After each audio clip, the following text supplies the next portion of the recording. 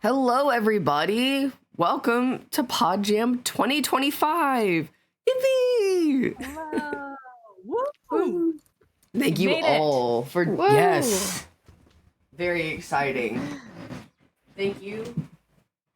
Sorry, I had to kick my cat out. She opened my door after I kicked her out the first time. I'm so sorry. Thank you, everybody who is joining us, like me, in the early hours of the morning, or like a lot of our friends in chat who are joining quite late at night. We are so excited to share all of the hard work that all of you have been doing. How's everybody this afternoon, morning, evening, night?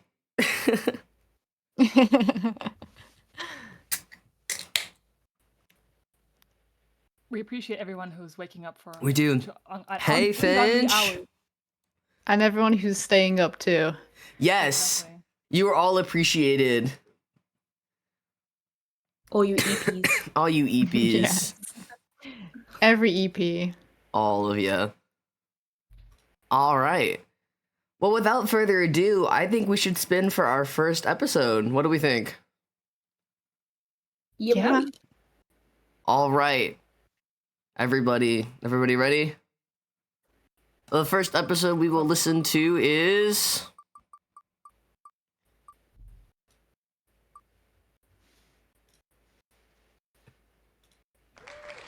Yay! Woo! Congratulations. I'm going to go ahead and remove this one from the list. And I got to just fuss with some fun things on my end because I'm so fancy and I have all of the pictures. I'm a visual learner. I don't know about you guys. So I wanted to make sure that we had images for all of the shows. Everybody did cover art. It's beautiful and we should all appreciate. Everybody clap for cover art. Ooh, I would clap, but you wouldn't hear it because of suppression. Yeah, exactly. technologies. I am clapping. I had clapping in my brain. Okay. Very excited. Oh, I'm so excited. Briefly, I forgot to mention this to you guys before we started, but because distorted audio comes through my regular audio whenever we get ready to listen to the episode, could I get you all to mute your microphones? I forgot to say that before we started. Sure. For everybody who's here very late, I'm here. I got up at like 7 o'clock in the morning and I got everything set up and we've been party rocking. They've been listening to me sort of for the same 4 sentences for like 2 hours. Yes, this is amazing work, and I think I'm gonna go ahead and mute and we'll go ahead and get started. Woo! Yeah. Let's go! You know what? We have a thing we're supposed to read. See, this is what happens when I do stuff this early in the morning. Hold on, I have things to read you all.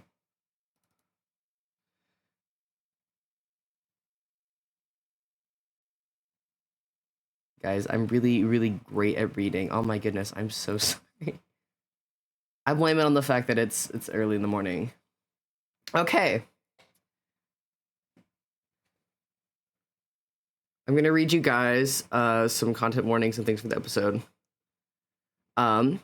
This is a lighthearted young adult coming of age inspired by sports anime podcast episode. When Leon, a burnt-out gifted kid in their last year of junior high, is swept up by one of their batchmates looking for the final 6 to fill out a team for Mascara game for this year's intramurals, they're faced with a familiar choice: play to win and disappoint yourself when you're bound to lose, or half-ass it and don't get your hopes up. Content warnings are video game violence, volatile magic at 22:57, smoke bombs / explosions at 23:35, and use of daggers and knives at 23:38, and submerged underwater sound design 21:56 and 23:47. The cover art is a dark green background with a pattern of a light green leaves detailing it. The words Tiao Leon, literally translated to us Leon from Filipino, are written in the center in a soft, round, bubbly font. In the foreground, a chameleon symbol in gold sits underneath the text. The same chameleon, but now matching the green background of the logo, is also camouflaged and slightly hidden in the background. This episode is 29 minutes and 55 seconds in length. Without further ado, Not One thing clickbait is- this time. We have the transcript. I pinned the transcript. Up, Amazing. It said there was no transcript at the top, but looks like we got a transcript in chat. So if you need transcripts or would like a transcript while we're listening, go ahead and pull that up and we'll get going. Very first episode of Pod Jam in 3, 2, 1.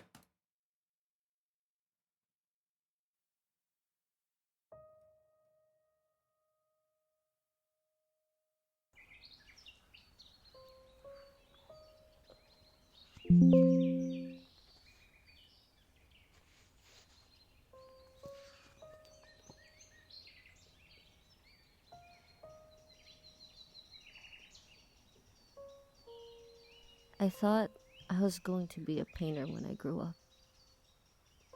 I remember the old watercolors my parents got for me when I was a kid. How the paint never really stuck to the paintbrush well at first, before I knew to add water to my brush. How it always made the fine sheet of bond paper where I made my sketches damp and wet, making my next rough brushstroke tear a hole through it, much to the surprise of no one. How, when I finally got my hands on a pack of watercolor paper, the same ones that are sitting on top of my desk actually, well, buried beneath the stack of old exam reviewers in the excitement of it all, I had completely forgotten that previous layer of paint hadn't set just yet, and accidentally reactivated the watercolors when I went to add shadows and detailing.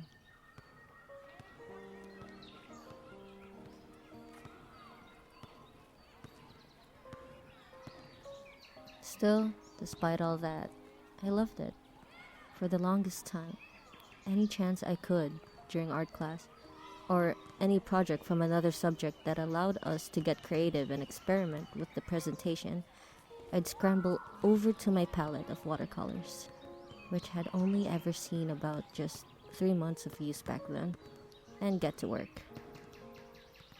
But then, one day, when a new student introduced herself to the class as the school year was just beginning, grade 7, I think, for the mini talent show that had been organized for all of us to get to know each other, she painted. Her brushwork was so clear and crisp. Her flowers never bled into the stems. Her shadows never muddied the colors. She was an artist, a painter, an actual painter. It was undeniable. And for the first time, I thought to myself, maybe painting just isn't for me.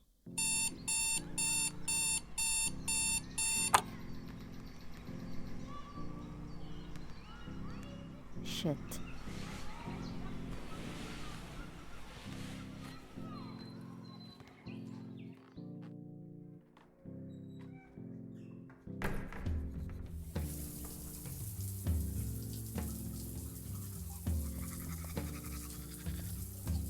From the team that brought you Gavin's Window. Stupid intramurals.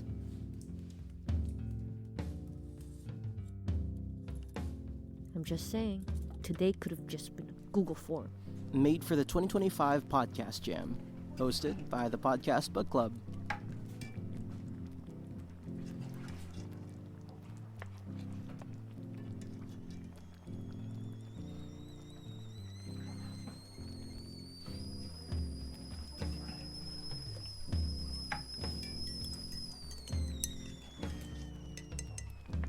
Kuya, saan po yung susi? Shit, ulan ba?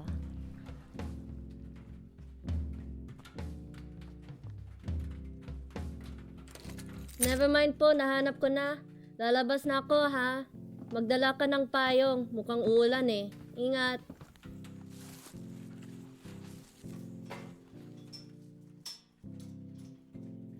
Tayo, Leon. Pilot episode. Watercolor.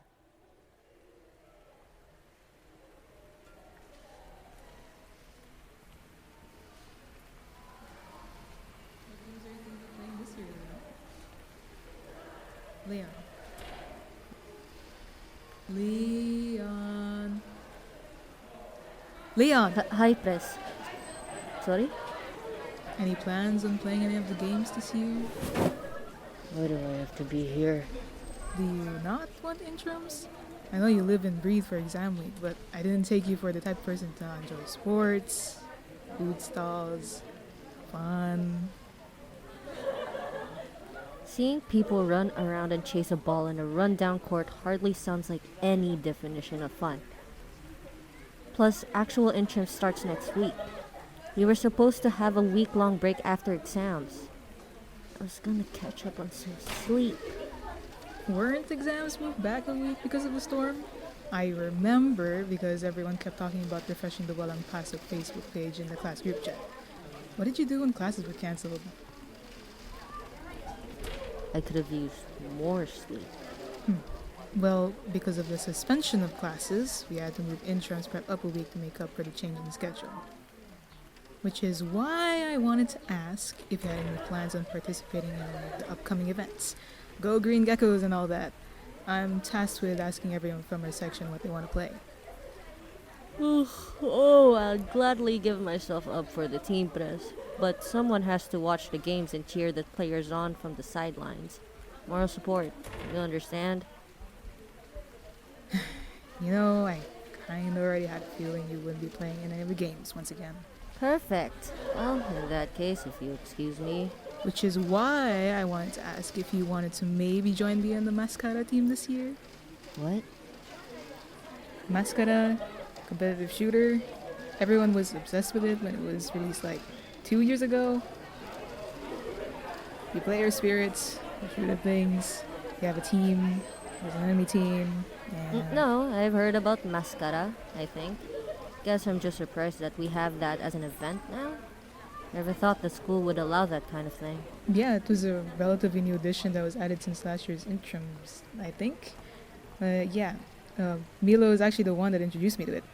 And yeah, actually, him and his friend from the other section, Dante, they're on the same team right now, and all we need is a 6, so... Yeah, but wouldn't you want someone who's, like, actually good at the game? I've never played it before. I think I've seen my brother played it once, maybe, but... Yeah, well, like, I tried asking some of the folks in our section who are familiar with the game.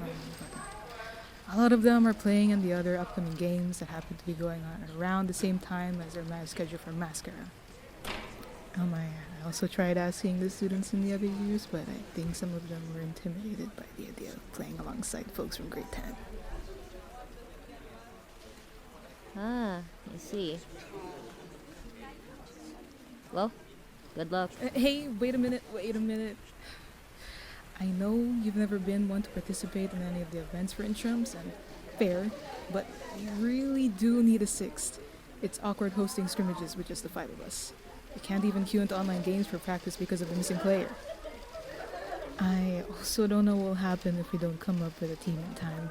Like, if the organizers will randomly assign a student in the general interims team to fill an empty slot.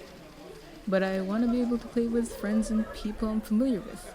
This is also the first time I've had the courage to tackle leading a team like this, so it also mean a whole lot to me if you could join us. Listen, Pres, that's a wonderful sentiment, but... Which is why I challenge you to a game of Mascara. What? A 1v1 deathmatch in a Mascara game. If I win, you'll have to join us for this year's Mascara Intramurals esports team. I know you're usually the type to pass in clubs and extracurriculars, and I'm sure you have your reasons, but hey, come on. This is our last chance to participate in something like this, and I like to think there's some part of you in there that already knows that. You also always look so, I don't know, lonely, sad when you watch the games or like any of the school events on the sidelines. I thought that maybe you were waiting for someone to reach out for you to take their hand or something. And I wanted to be that kind of person for you. So, what do you say? What's stopping me from refusing again? What? Like, okay, I get that having a team ready soon seems to be very important to you, and I can tell that you're really passionate about intramurals and extracurriculars and this colorful picture of what a high school life should be like. But for a supposed challenge, I'm already disincentivized from accepting because, as I said, I've never played it before. I'm already at a massive disadvantage. You also don't really have any leverage over me in this situation. So I can just sorta not accept the challenge, right? Well, yeah, I guess, but And again, I get wanting to rope someone into the game even if they're unfamiliar, which would make sense with the situation you've got, but like, that requires them to actually want to pick up the game and learn how to play it well. Having me join the game just to fill in slots when, as you said, I'm not really interested in putting in any more effort than I need to, would probably just end up with me slowing down the other folks on the team. I hadn't really thought that far ahead. At the very least, I'm down to swing by the computer lab if you're headed there now. Kinda curious on who exactly these unfortunate souls you've wrangled together might be. I'd be surprised if you somehow managed to convince, like, just one person, honestly. I have my ways. You got on your knees and begged them to join, didn't you? There was a non-zero amount of begging. Yes.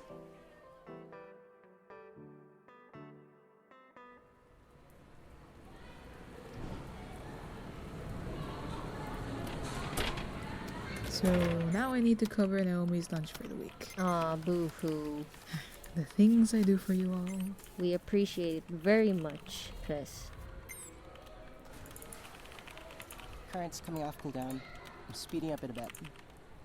Got it. Alright, dive in when you can. Be sure to come back so I can keep line of sight.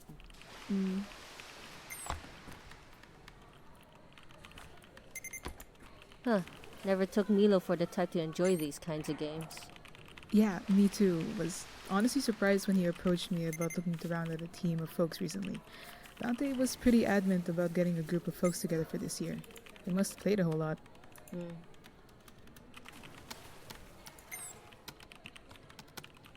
I think they might be in a comp game at the moment, though I'm kind of surprised with the team comp for this map. Double area denial in general is kind of hard to make work on defense for the payload.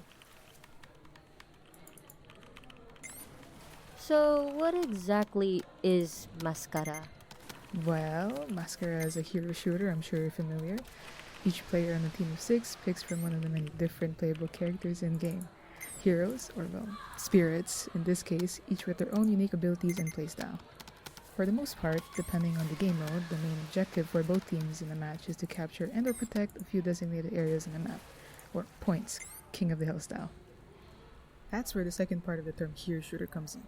In order to maintain control of a point, players must make use of the abilities made available to them, be it their choice of spirit to fight for control, eliminate enemy spirits, and provide support for your fellow teammates. Huh. However, the thing that sets Mascara apart from its competitors... I wonder if they know that we can hear them from all the way here. Or that our match already ended. They better not. I swear, it'll be much worse for them if they're being this obtuse on purpose. Hey, go easy on them. Yo! Are you two alright with providing color commentary up close, or do you guys prefer the box seats on the other side of the room? Wait, could they actually hear us from all the way over here? You're not exactly the pinnacle of subtlety, Pres. If you're gonna make noise, either you speak up to where we can actually hear you or don't. Pick one. What he's trying to say is to come over here already. Sorry about that, you two. I was just mainly showing Leon around since they were asking about the Mascara team. I would say I'm just here to see who Reese dragged along, but honestly I just couldn't slip past them when we were passing by the canteen. You told me you wanted to see if they were still selling Bake Mac. You didn't even buy any. My shock at the recent price changes was what gave me away. Oh, are you thinking of joining us this time around, Leon? This time around? Sorry, no can do. Head cheerleader tryouts are starting soon. If I play in one of the main events, I'll hardly have any time to cheer for the other teams in our group. Ah, I see. Well, be sure to give it your all. No, don't fall for it, Milo. They aren't planning on playing in any of the games this year. They're just here to see who made the team and wish them the best. I said no such thing. Well, In that case, Not this again. Leon, I challenge Wait a you minute, Milo. to a match of Mascara. Have you two been watching the same shows? A 1v1 deathmatch in a Mascara game. If I win, you'll have to join. Milo, I might have already used that line. Sorry. I guess you're really intent on just watching from the sidelines, huh? You know me. What can I say? So, why exactly are you here then? Milo and I were in the middle of a game. Are you just here to half-heartedly cheer us on? Huh, good point. Well, see you guys around. Best wishes on your games, I guess. Go Green Geckos. Hey, where do you think you're going? According to our agreement, you said you'd come with me if you could meet the team. And the other two aren't here just yet. I'll have plenty of time during interims proper. I can always swing by some other day. Sorry, Press. Please don't mind Dante, Leon. Sometimes he doesn't know how to keep his tone in check. Those two are always late to group meetings anyways.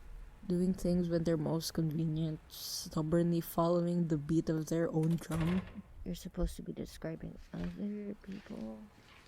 So you might as well head off now so we can focus on... Honestly, it was kinda hard to tell because I'm always with Camilla, but nope.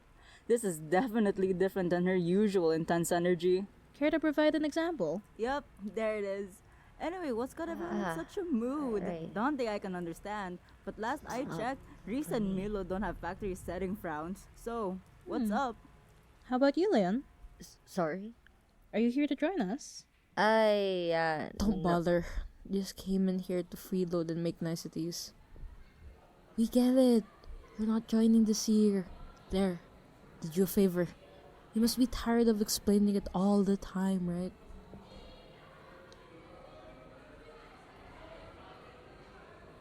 Hey, Leon, you don't have to...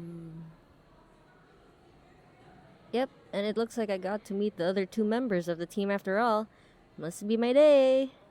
Looks like I won't have to come back on a later date too. Well, good luck on your games, y'all. I'll try to see if I can order a set of pom-poms online over the weekend. Wait, Leon, aren't you gonna... Thanks for introducing me, Reese.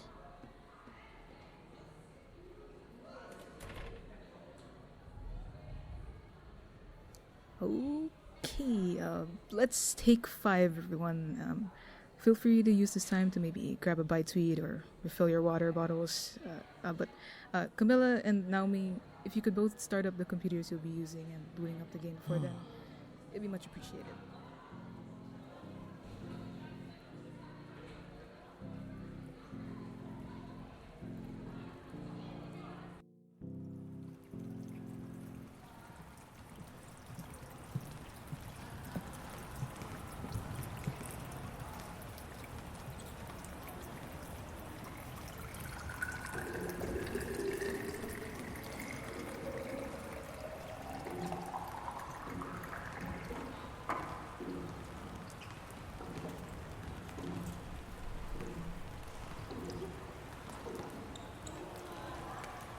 Who's winning?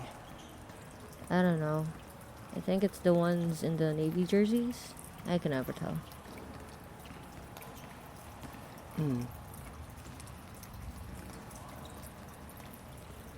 Milo, what are you doing here? Jesus, I'm so sorry for what happened back there. I didn't Hey, mean... no worries. Dante isn't here to talk your ear off. It's just me.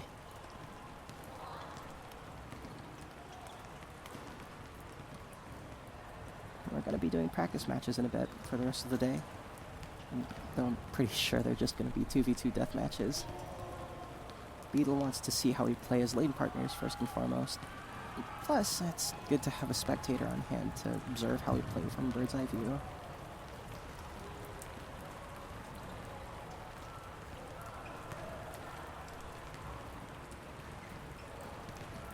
You know, I'd be really thankful if you decide to join us. Means a lot, you know. Not sure if Dante feels the same way, though.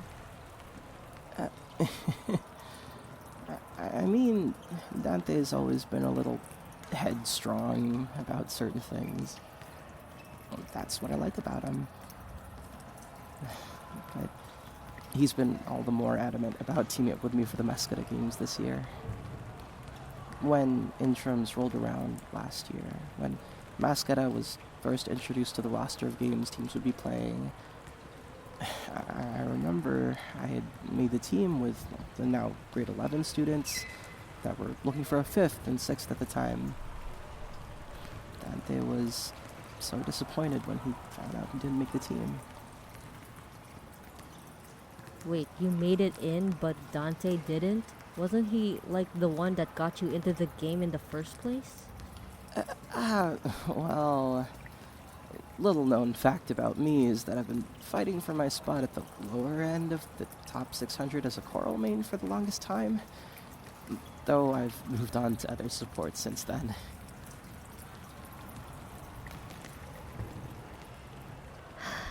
You two are really awesome. You know that? Giving it your all for something like this? I don't really play in competitive circles anymore. It's not my scene. Now I just want to make the most of my time is all. Do you guys think I could still maybe watch from the sidelines? I promise I'll maybe think about trying to keep Reese quiet. I'll be sure to take you up on that. So, how does this work exactly? In Mascara, players take on the role of spirits that watch over the manifold aspects of the natural world. From the narrowest of paths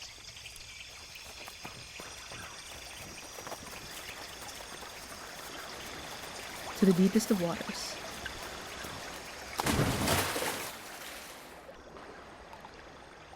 To the greatest of heights.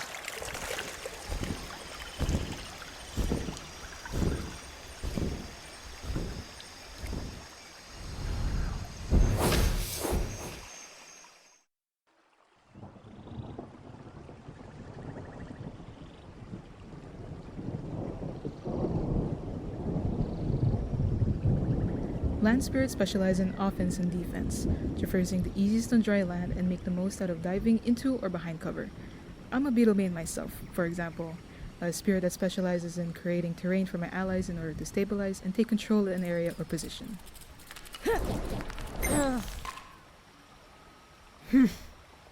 Meanwhile, sea spirits aren't usually that great at fighting in the front line since they have limited mobility options outside of aquatic environments, so most of the time they act as supports that enable their other teammates to maintain pressure.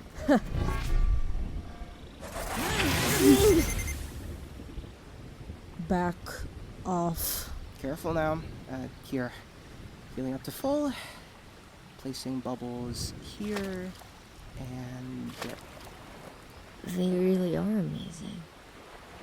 But We need to separate those two. And it doesn't help that this herring's actually good. Finally, sky spirits. With an easy access to high ground and a focus on high skill ceiling utility, are nimble, stealthy assassins and cunning reconnaissance agents who control the flow of information in their team's favor. But is it enough? Hi, don't mind me. Oh shit. Hey, it's speeding you up here. Let's reconvene after, okay? Damn bat. Milo, Where is he? Is that? What is she shooting at? here, you can hold your own. I know you can. These are the moments I live for. There's bound to be hiccups on the way. What matters most is how you deal with it then. I get you, Reese, but Predictable. What? No, shit! Where the fuck are you? God Goddamn leech.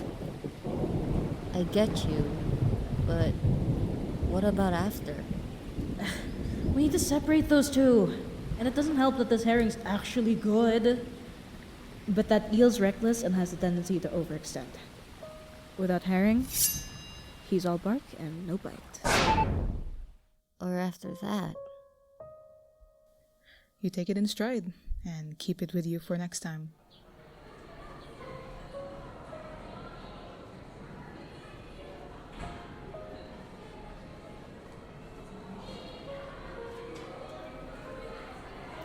You know, it doesn't need to be this ultimate passion from the beginning.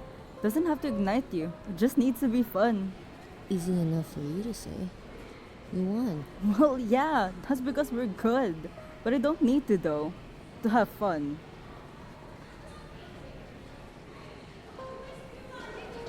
You know, I do think you should still give it a try. There's actually a character that I recommend for you starting out. I don't know.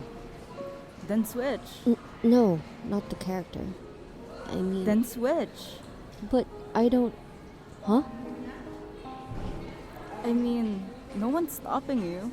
If it isn't fun, then play something else. You can always switch to another game or team for intramurals if it doesn't work out.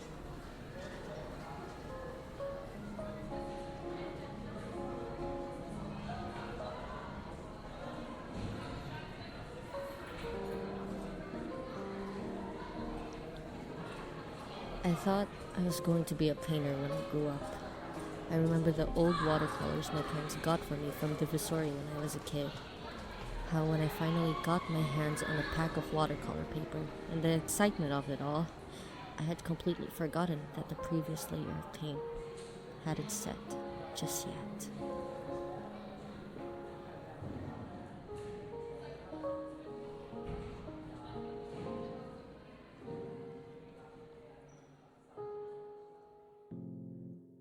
Tayo Leon. Pilot episode. Watercolor. Written and directed by Kendrick Cabanela. Me.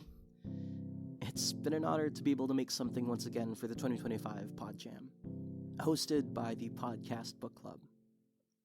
Of course, none of this would have been possible if not for the amazing people who were able to lend their voices for this project, and for agreeing to tag along with my antics yet again, which I greatly appreciate. So, I'd like to thank them and make note of their contributions here. Leon, played by Ashuato. Reese, played by Francis Babas. Milo, played by Kendrick Cabanela. Dante, played by Mad Tellier. Naomi, played by Christine Joy Bagazin. Camila, played by Sable Cable. And sound design and music by Kendrick Cabanela. Hello again. Now, if I could just have your attention for a little while longer, I would just like to leave a few extra words before you go. Tayo Leon means a lot more to me than just a submission into an audio drama making event.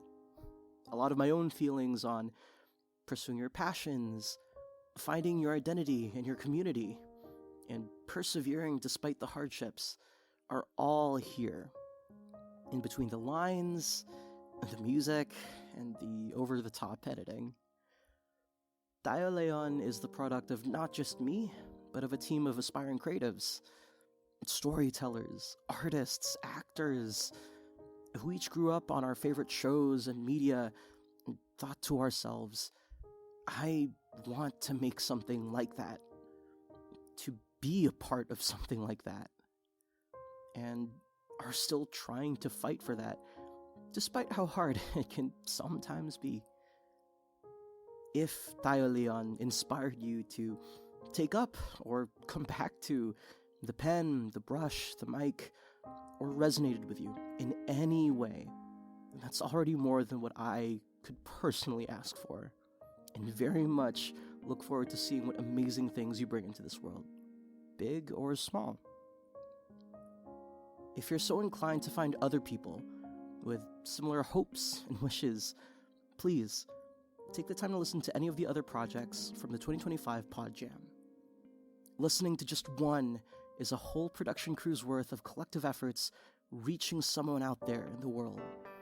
Now, more than ever, thank you so much for listening. And remember, please keep going. We'll be right there with you.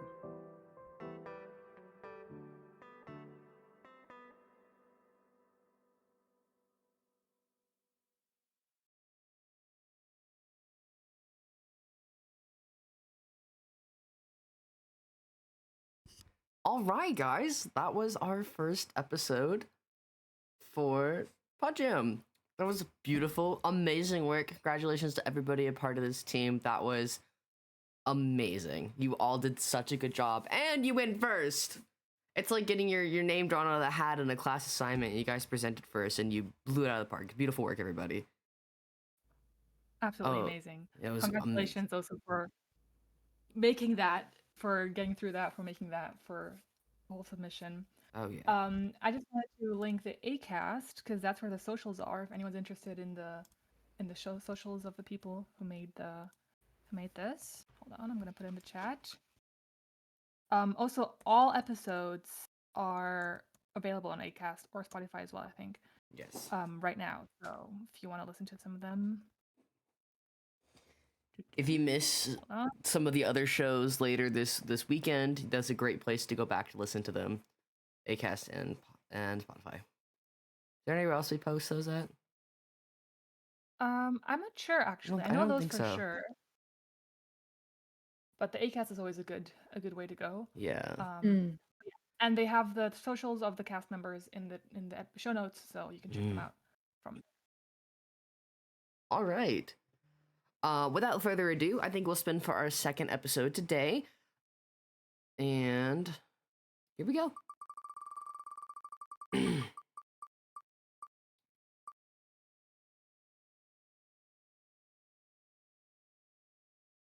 It'll be the veins below next. Phils, do you want to read the information for this one? Yes, absolutely. Amazing. So the veins below, the episode title is Wilderness Survival Briefcase, and they plan to expand it into a full show. It's horror, mystery, and monsters. And the synopsis is: a book-smart forensic consultant who lacks all survival instincts and a sense of self-preservation. A small-town sheriff that is hiding something and doesn't even fully know what or why. A park ranger who's just 100 action hero one-liners in a trench coat and has, like, a lot of weapons for some reason. A whole lot of missing people, a pharmaceutical company that is definitely up to something shady and bad, and caves. This is The Veins Below. Content warnings for this episode are cave monster, child and parent murder, around minute 11:55 and minute 13, profanity at minute 14:04, and 18:32, monster chase and roar at minute 24:12. So basically monsters, death, and language. The transcript, I will drop it in the chat. That is multitasking now. The cover art description is a stylized illustration shows snow-capped mountains against a sky that shifts from day to night. Dense pine trees line the base. The title, The Veins Below, appears in bold, distressed white text beneath the ground. Red vine-like roots spread downward through the dark soil, hinting at something eerie beneath the surface. If any of the content warnings you'd rather not listen to this episode, the episode is around 26 minutes long, so you can come back in like 27, 28 minutes, and we will be on to the next episode. I think that's all. I'll link the transcript.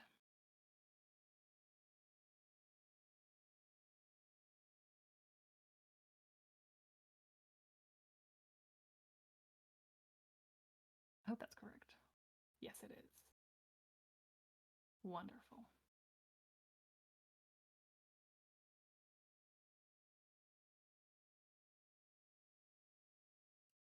All right then. Without further ado, this will be The Veins Below.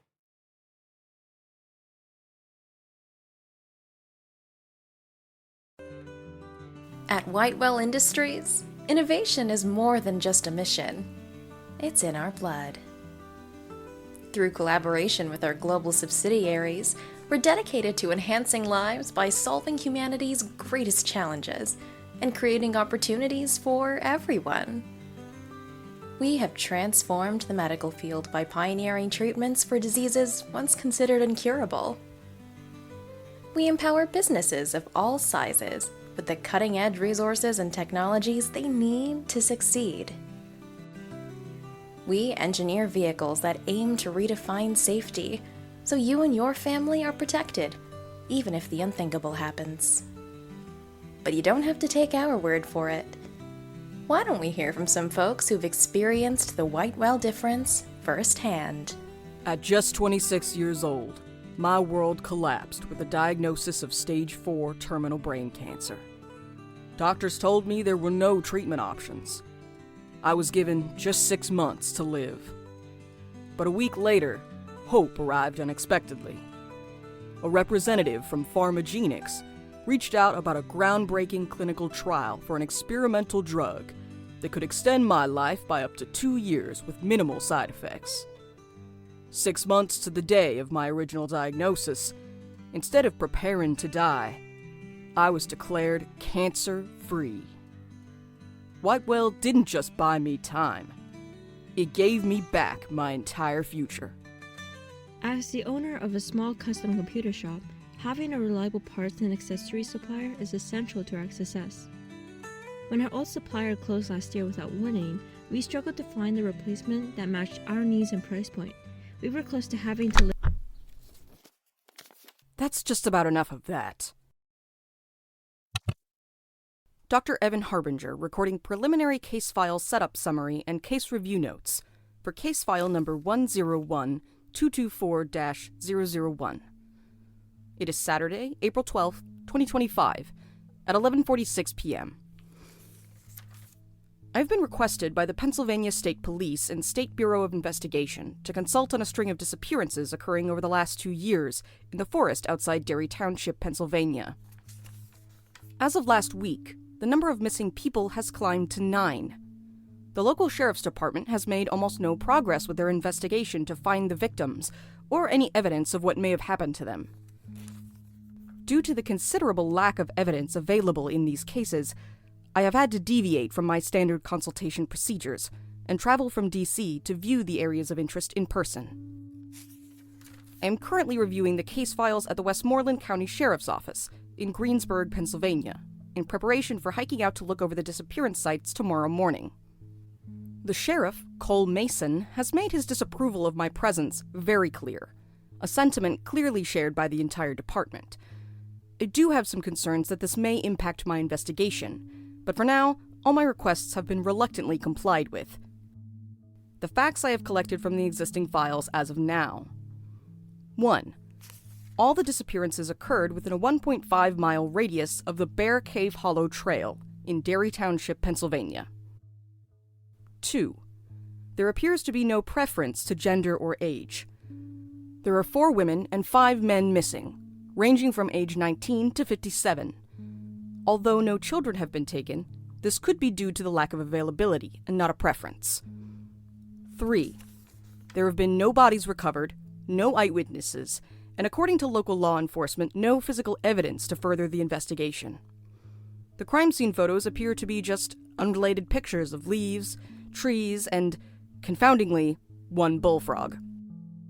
4. Calls by hikers reporting screaming were received for both victims 3 and 7 on the day they went missing. However, by the time authorities arrived to the area, less than 1 hour later, there were no signs of the victims or indications of a struggle. I will be re-interviewing the callers as soon as possible. 5.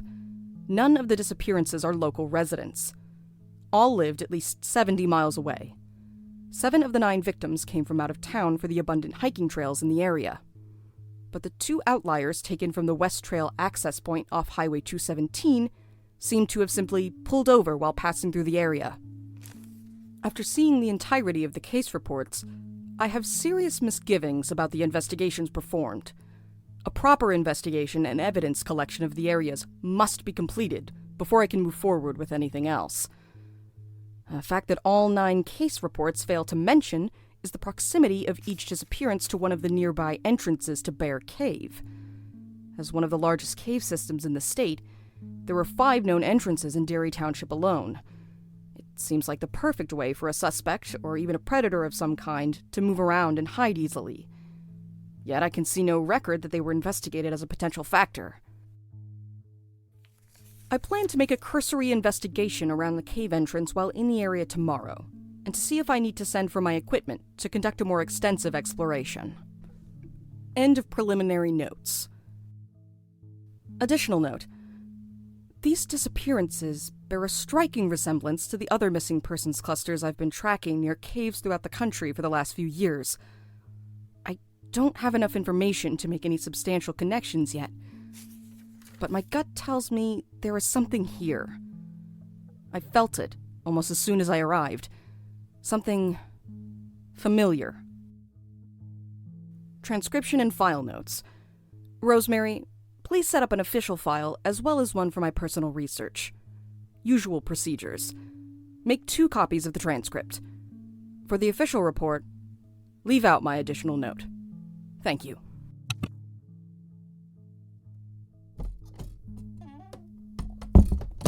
Doc, it's after midnight. What are you still doing here? I'm just finishing up my case review notes. Wanted to have them done before hiking out to the area tomorrow. Are you still thinking of going out there alone? I could still make a call to the ranger station and get you an escort. Wouldn't be a great look if our visiting expert went missing too. If it would truly make you feel better, then by all means, make your call, Sheriff. I plan to be on the trail by 7 a.m. sharp. If they aren't there by then, I'm not waiting for them. Fine. What is this? Wilderness survival for dummies. Oh, okay. Well, we definitely can't let you go out there alone now that I've seen this, so I'm gonna go make that call. Sheriff, 1 second. I wanted to get some clarification on a couple of things I noticed in the case files. Okay. Do you find it at all strange that not one of the 9 people that are missing are from the local area? I didn't see it notated anywhere in the reports, but my research showed several dozen houses within a 2-mile radius of the disappearance sites. They would be just as easy to grab someone from. Yeah, locals tend to avoid the whole Death Valley area since the caves were closed to the public back in '09. Bunch of teens went out there to party and got pretty sick from some rare bat fungus. Town's still pretty put off by it. The foot traffic out there is mostly travel influences that don't know any better and paranormal investigators looking to uncover the secrets of the Pennsylvania Twilight Zone for TikTok or whatever. The what? The Pennsylvania Twilight Zone. It's what some of the very open-minded call the Chestnut Ridge side of the mountains, because there's been weird stories coming from around there since people first settled into this place. Right. Well, since you mentioned the caves, I saw no mention of the caves being investigated as a factor in the reports. Is that somewhere else, or...? No. The caves aren't involved. How can you be sure if no one even looked at them? Well, sweetheart, it's my job to know. Now, go get some sleep, Doc. Sounds like you got an early day tomorrow, so I'll see what I can do about that escort for your hike. And, Doc, those caves are still considered a hazmat area. Stay away from them.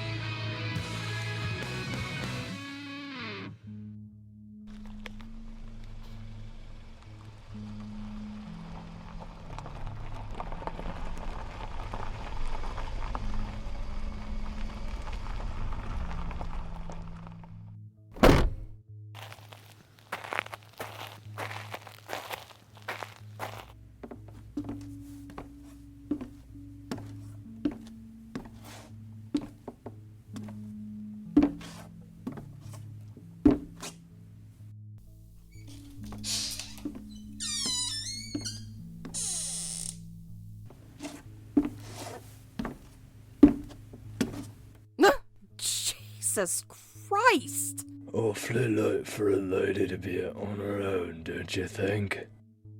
I had some work to finish up. With the sheriff in town. Well, you just be careful. Weird things happen to strangers around here. Especially at night. I'll keep that in mind. Breakfast is served between 5:30 and 7 a.m. Would you like to schedule a wake-up notification? Sure. 6 a.m., please. Done. Now, off to bed with you. Sleep well.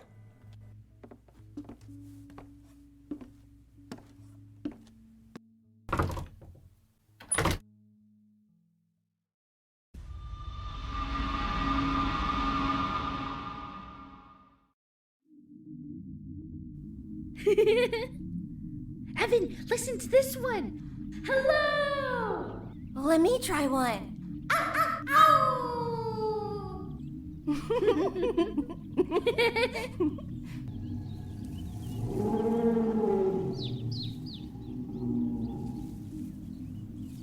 What was that? Was it a bear? I don't... Hey girls, time to come back to the campsite and eat. What did I tell you about getting too close to the caves alone? We didn't go in. Dad, we heard something. It sounded scary. It's probably an animal that's sick of being shouted at. Now let's leave it alone and come eat dinner. Okay. Can we do s'mores after dinner? Of course we're gonna do s'mores. We are camping, aren't we? Don't be stupid. Don't call me stupid. Don't push me. Dad! She called me stupid. She shoved me. Girls, be nice. You're gonna stress out your mother. If you guys can't get along, then... Chloe! Chloe? Chloe! Evan! What happened? Where's Chloe? I don't know. I think something grabbed her, but I didn't see it. It was too fast. She was just gone. I think she got dragged in there. Chloe! Evan! Go back to the campsite and tell your mother to call for help. Tell her to have the ranger station send search and rescue ASAP. Hurry! Wait, where are you going? I'm going to get your sister back. Dad, no. Please come back. Dad. Dad.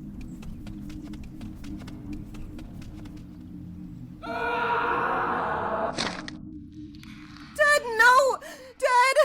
Dad!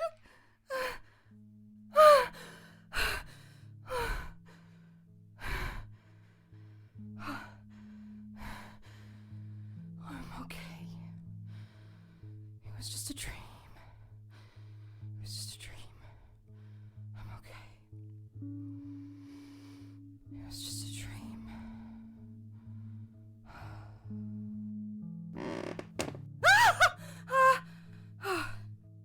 This is your wake-up notification. Breakfast is being served in the dining room.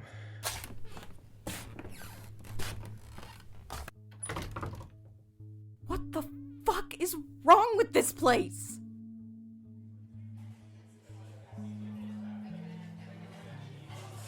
I understand that, Rosemary, but she was literally in my room, next to my bed. There must be something else within a reasonable distance. Okay, thank you. Let me know as soon as possible if you find anything. Did you get the case notes? I can't tell if it went through with this awful reception out here. There are some instructions for you at the end, for the file copies. Rosemary, I have to go. I'll give you a call this afternoon, after I visit the AOI. AOI? Area of interest. It's an area that's the most likely scene of a crime or other violent event, but due to lack of evidence, is unable to be confirmed. Right. Look, I have someone from the Park Ranger's office coming to meet you. Her name's Nikki Breslin. She's very capable. I'm sure you'll get along swimmingly. She's gonna meet you at the parking area for the trailhead at 7. You really didn't have to do that. Yeah, it's not for you, Doc. If you go missing, or God forbid, get so much as a splinter, the paperwork will be a nightmare. Well, meet me in the parking lot after you finish your breakfast. I have some supplies I'm positive you didn't think to bring. I think I have everything I need. I very much doubt it, Doc.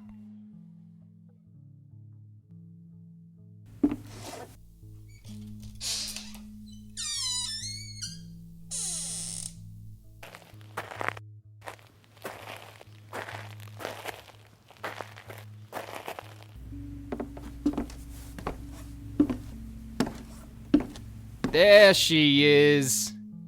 You look like you walked right out of an REI catalog. Where'd you get that jacket? REI. Oh, well, this isn't a fancy REI bag, but it is field tested and will be better than...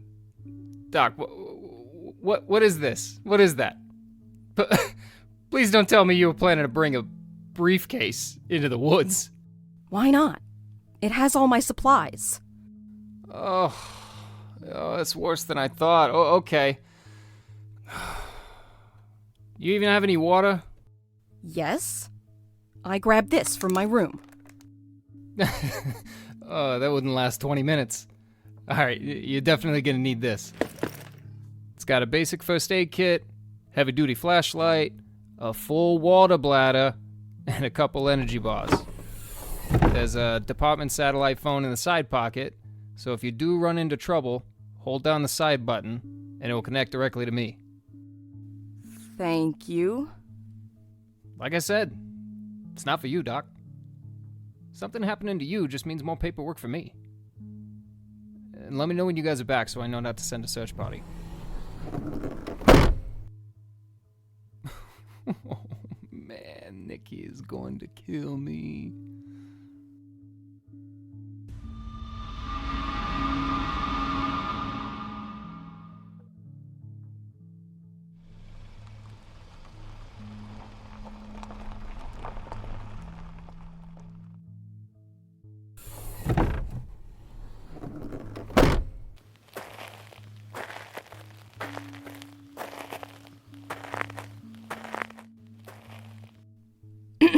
Excuse me? Are you Nikki? Better hope I am. Otherwise, you have just walked in on a very dangerous situation.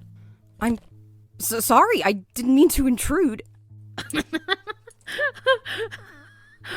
Dude, your face! I'm just fucking with you. Nikki Breslin, District Ranger for Westmoreland County. Dr. Evan Harbinger, Forensic Investigative Consultant. Dr. Harbinger, huh? Sounds ominous. Like some kind of supervillain. You bring any weapons? I'll take that as a no then. Here, you can take one of my spare utility knives. Try this. Seems like something you could handle without causing too much harm to yourself or others. Oh, no. Thank you, but I'm fine. If we come across a bear, you may need to defend yourself. Here. There aren't really bears, are there? The guide said they weren't very common in this area. It is the Bear Cave Trail. But there are also foxes, coyotes, bobcats, and even wolves in these woods. We could see anything.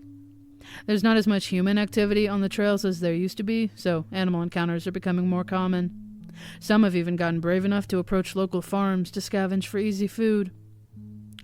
If you do run into something, you can't bore it to sleep with your theses. Will you please just take the knife? Fine, I'll take it. But there's no need to be rude. And it's theses. What? It's theses, not thesises. Oh my god, just take the knife! Did you just drop my knife? You know what? On second thought, maybe it is safer for us both if I hold on to that for now. Alright, let's get moving. Maybe we can be done before lunch.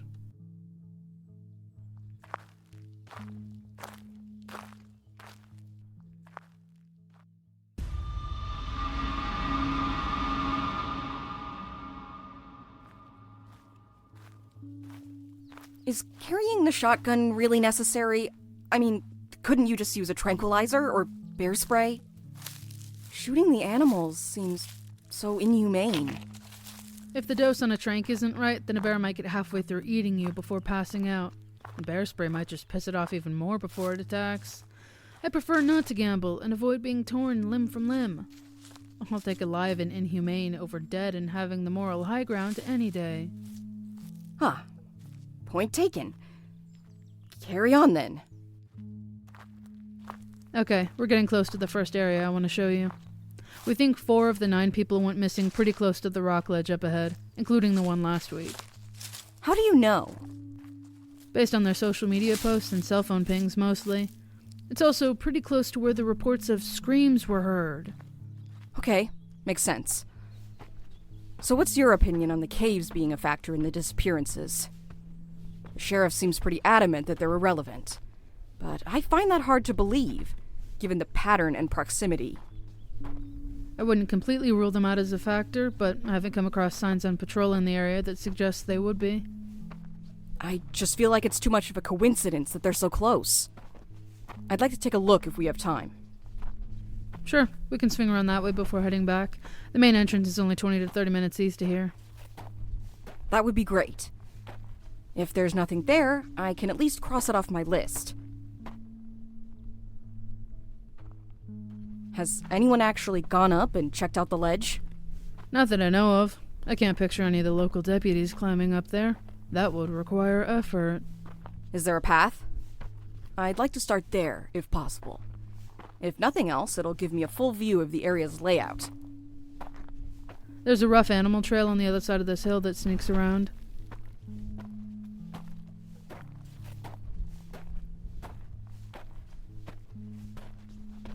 Just be careful. The rock here can be crumbly and can slip more than you'd think.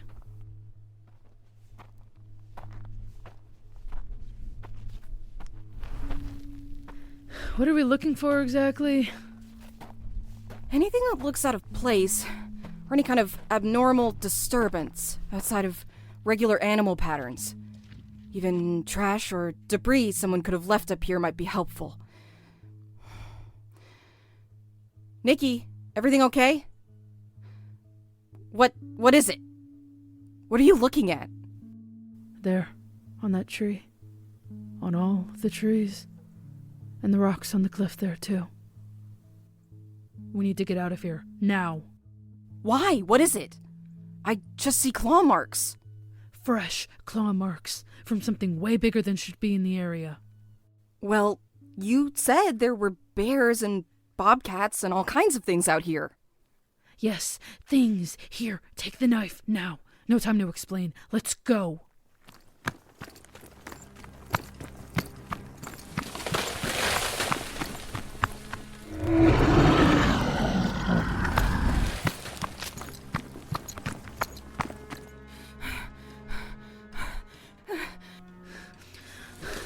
It's too late. It's cut the return trail off. We need to find cover and hide before it gets a visual lock on us. What does that mean? I'll explain everything if we live through this, but right now, you'll just have to trust me.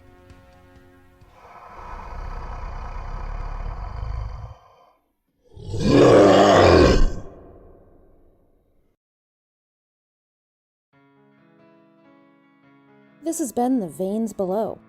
Thank you for starting this journey with us, and don't worry, we aren't done yet. Will Nikki and Evan escape the monster? Why is Cole so weird about that cave? And what the hell is Whitewell Industries? We can't wait to tell you all of that and more, starting in June with our full series launch. The Veins Below is created and directed by Eliza Dalrymple. This episode was written and edited by Eliza Dalrymple and Libri. Production and vocal edits are by Ali A. Sound design is by Aurelium G. Our amazing voice cast was Ray Lundberg as Dr. and young Evan Harbinger, NJ Unwin as Sheriff Cole Mason and Dad Harbinger, Maddie Gerard as Ranger Nikki Breslin and Chloe Harbinger, Aurelium G as the creepy innkeeper. Additional voices by Ali A as the Whitewell spokesperson, with Ray Lundberg and Nothing as the Whitewell testimonials. The theme is used with permission and taken from The Return of September by Harbor Skyline. You can find us on most social media as The Veins Below. For additional sound and other credits, transcripts, social links, and contact info, please visit our website at theveinsbelow.com.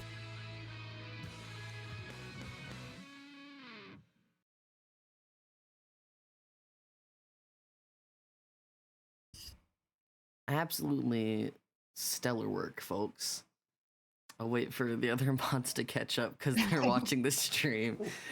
That was amazing. I'm gonna say that every time because I know they're all gonna be amazing because we have very talented fine folk a part of the server and I'm participating in the GM. Very excited. That was beautiful.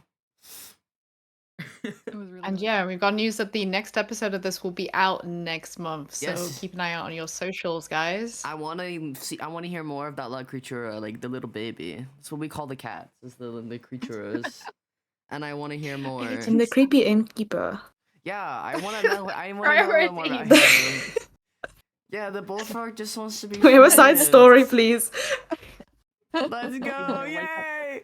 Okay, we're gonna go ahead and spin for the next one. Now, if I can press the buttons.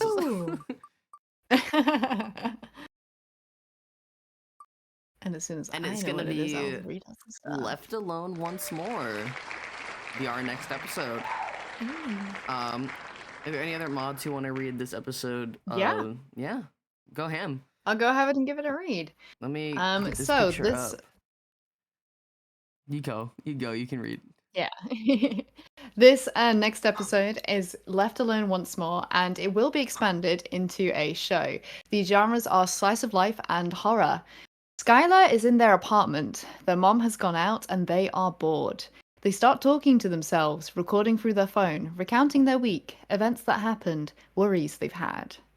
But another thing claws at the back of her mind. What was that they heard? And we don't have any content warnings provided for this one. However, we do have a transcript link that we will be posting into the chat and pinning for you guys. And the cover art, it is a digital painting that features a desaturated blue apartment building fading into the darker blue background. Two adjacent windows on the building are emanating yellow light, with the rest of the windows dark. The title is written on the left side in yellow script. This is a 10 minutes and 50 seconds long episode. Thank you very much. You guys let's go. All right. Without further ado, this is Left Alone Once More.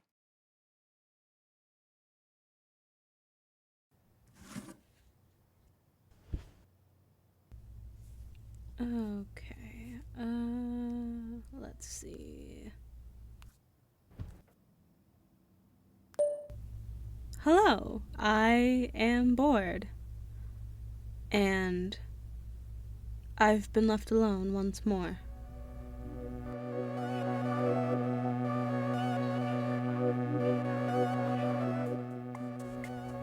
I don't really know why I'm doing this. Well, I guess I do. There is nothing better to do. There are things I could do that are more productive, sure, but there's nothing that I'd rather do, which is basically the same thing. So, I am doing this. Talking to you, myself, nothing. I'm not sure which would be more appropriate in this scenario. You. You will work. I am talking to you because I have nothing better to do. And I don't feel like being alone right now. Well, I guess to talk to you, I need something to talk about. What happened? Mom made some really good gumbo. A massive pot of it. It feels like I've eaten nothing but gumbo for weeks. Oh, Morgan had a birthday party. Morgan is a friend of mine from school. She's pretty cool. It was a relatively small group by birthday party standards, I think. Actually, I don't know what makes a big or small birthday party. My main frame of reference for these things are the bad coming-of-age high school films I watched when I was 9. I am assuming that isn't a very reliable source of information on birthday parties. Whatever the size of the party was, I didn't know anyone there other than Morgan. She told me Erit is another friend of ours from school. She told me Erit was going to be there, but they had to dip out at the last minute for some ambiguous reason I didn't press them on.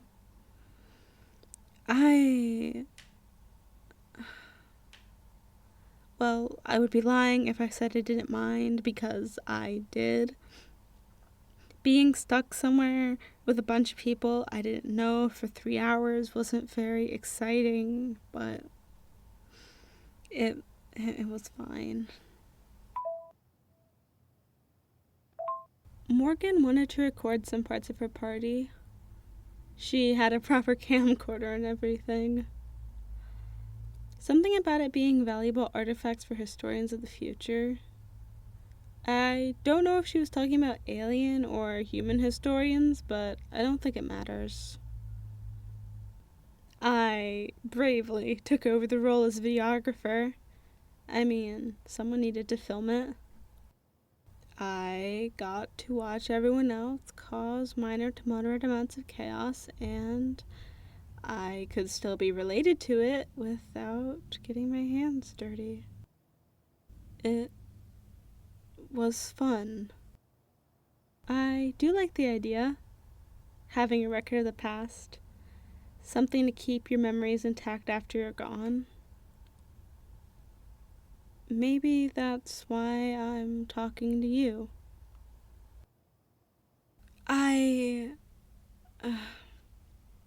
Erit invited me to go with the mall to them Saturday. Fuck.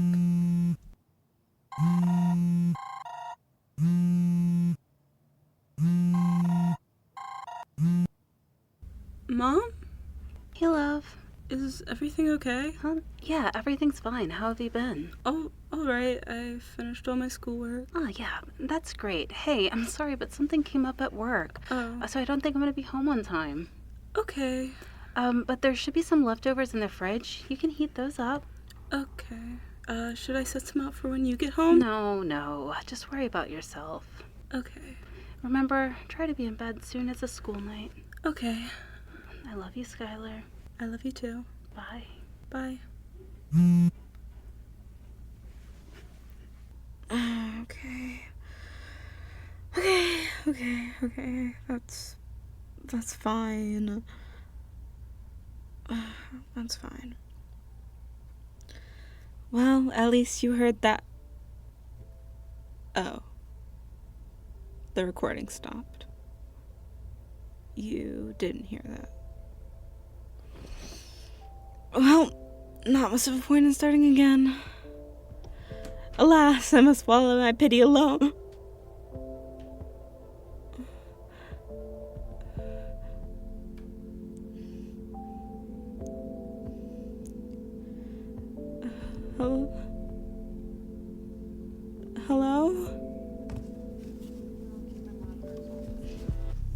Hello?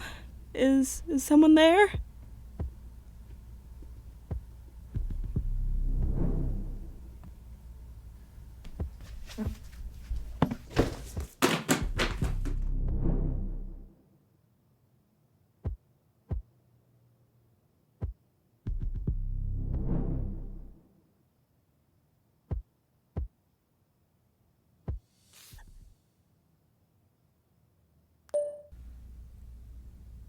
Hey, it's been a while. You didn't hear what happened, did you? I don't think so, anyways. The phone call interrupted the recording. So, what you didn't hear was that I thought I heard something. It was loud. Loud enough that I thought it was in the apartment. I started imagining there was someone else here with me. Someone who was, I don't know, spying on me.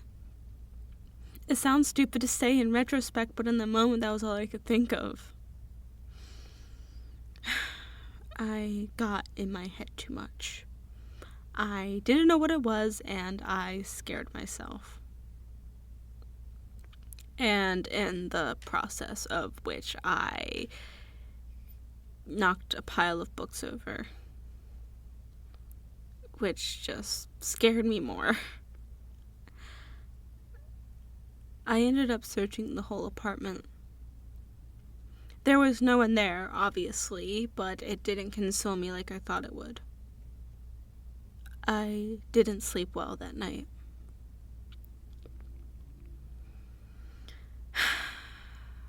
Anyways, that was last week. I've been left alone again. I probably wouldn't record anything if I wasn't. I don't think Mom would mind, but it feels weird. I wouldn't want anyone listening into our conversations. Conversations? Monologues? I don't know.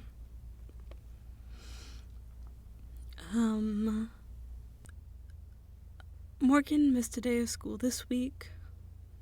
I tried to text her about it, but she didn't respond. Eric told me he also tried to get in contact with her, but she didn't respond to him either. We were both really worried about her. Morgan isn't the type of person who would not show up without warning. She ended up talking to us the next day at school. She said that she was fine, and she didn't respond because she lost her phone, which... Okay, I don't buy it. Something is off with her. I asked Eric about it, and they just said I was being paranoid, but I'm sure of it. Something is wrong here.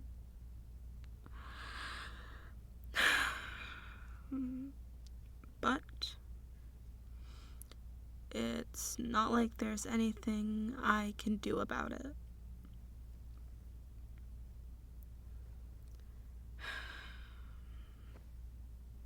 Nothing else really happened since the last time I talked to you.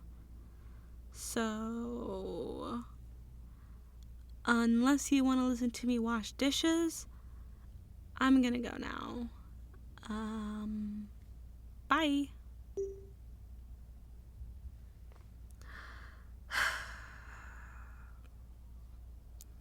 Not anything I can do about it.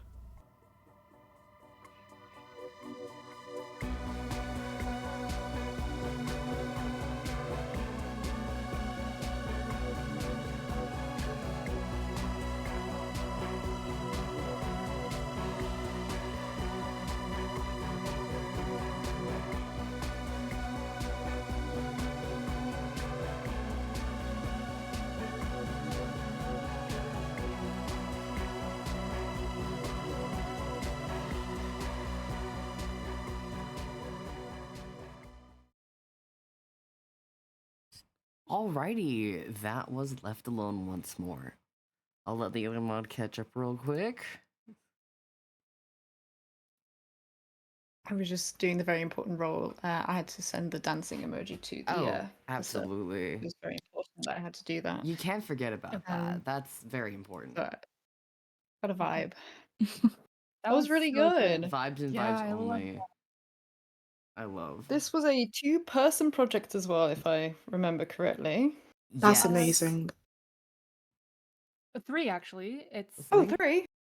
Blair's mom, and I'm so sorry I forgot the name of the last person who did the editing. I will pull that up. So Maybe. good though. But I will send the Acast, the Podjam Acast again, then you can look up all the socials. Frankie Vega, that's the sound design. Yes. Yes. This is amazing. Shall we spin? We found them. One more time. Yes. All right. Our last two show options are Moth and Phone and In Between Worlds. So we'll just give that last spin.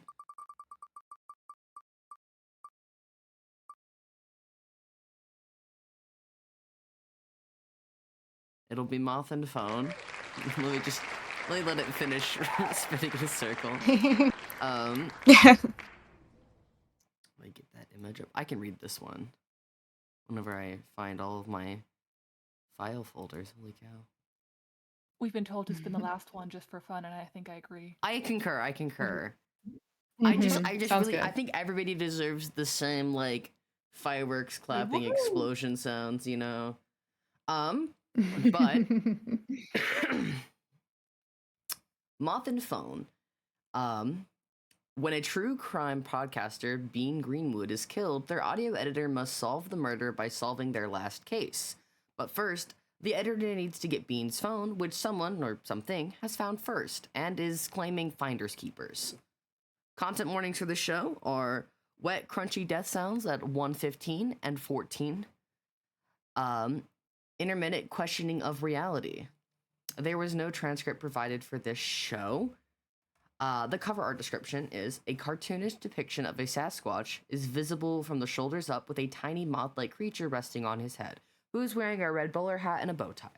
The Sasquatch is holding a phone with a star sticker and a trans pride heart sticker, taking a selfie of the two of them in front of a bright yellow background. Angular black patterns frame the background along with the stenciled letters spelling crime scene, do not cross. Ooh, crimes, danger. And with that, we will go ahead and jump right in to Moth and Phone. I could scroll and find it.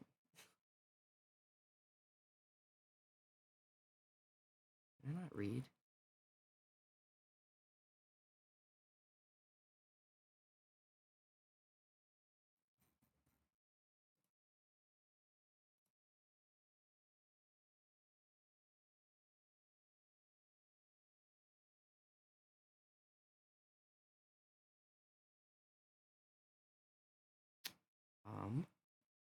Hold on a second. I'm gonna put up the technical difficulties screen. I'll be right back.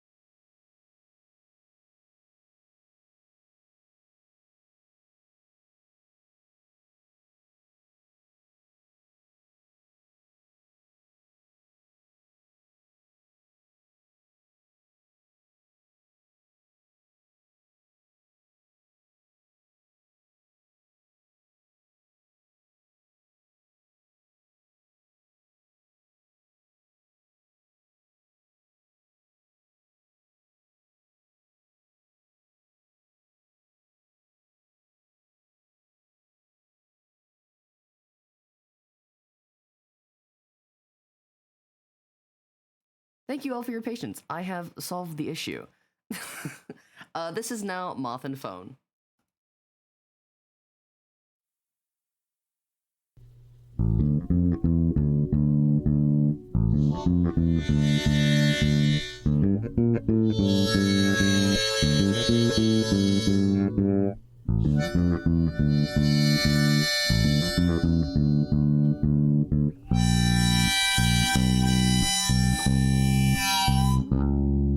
Moth and Phone, Episode 1.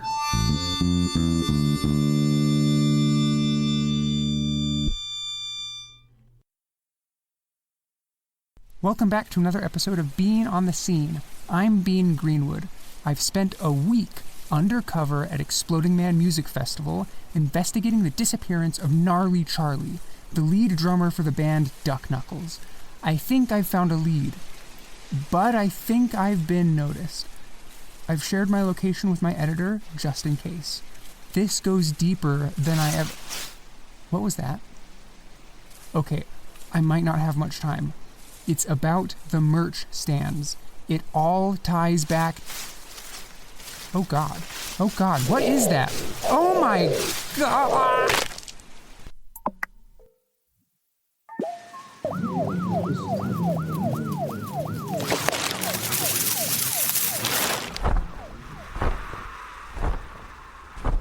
I got one. One of those magic mirrors the human folk have been obsessed with. Ooh, Foots is gonna love this. And that concludes my review of this week's gas station fare, the giant pickle in a bag. Tune in next week for a hot roller special. And with that clue, see if you can guess in the Patreon comments what the food item will be. Thank you for listening, and as always, keep your shoes on your feet. Foots, guess what I found? Oh, nuts. I'll have to re-record that part now. What object of your thieving obsession have you come to bother me about this time, Moth? Another side mirror from a car? One of these. And I didn't steal it. I found it. Oh, that's not good. Some human is probably looking for that. Not true. It was in a little bag on the side of the road, and there were humans looking all up and down where it was. And they all saw it, and none of them picked it up, so it was fair game. Bag looking. Moth, what else did you see there? Not much. They had really bright lights, and some of them were flashing. It smelled like blood, like a dead animal. Oh, what color were the flashing lights? Blue and red. They were so shiny and beautiful that it made me just want to whack my head against them repeatedly. Ow! Ow! As one does. Now, the little bag. Did it have, say, a number on it? No. It had a letter. I don't know what game you're playing. Moth, you took a cell phone from an active crime scene. They are absolutely going to be looking for that. You're just jealous because I have one and you... Wait. What's that? You're hiding something from me. I know it. I'm not sure what you're talking about. You just threw a blanket over that end table. No, I didn't. Aha! I knew it. Double standard. You get one and I don't. Hey, this is different. Because you're more responsible than me? Well, for one, yes, because I am more responsible. But, for another thing, because this one wasn't stolen. I bought it. Bought it? Bought it? How did you get money? I have my means. Can I see it? Can I see it? Certainly not. No. What's it doing? What do you mean, what's it? Oh, Oops. I'm still recording.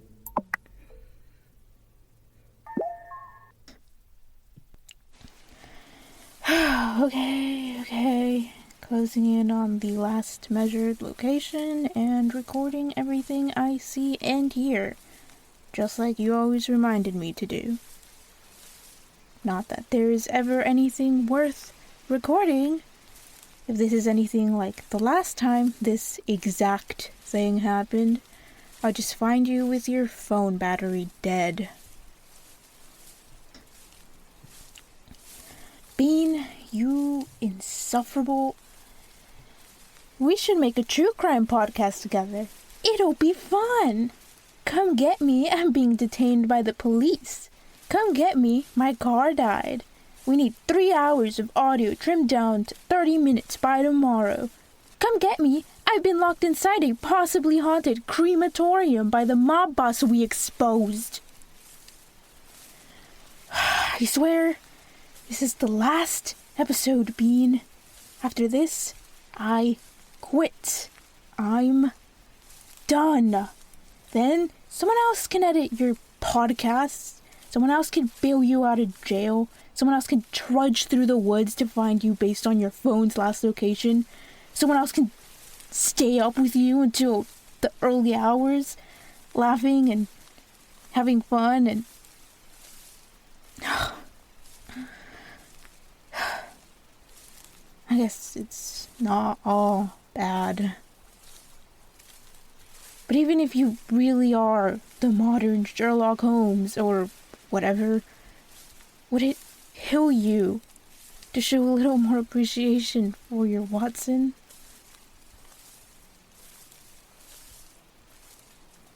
Alright, here's where the signal cut out.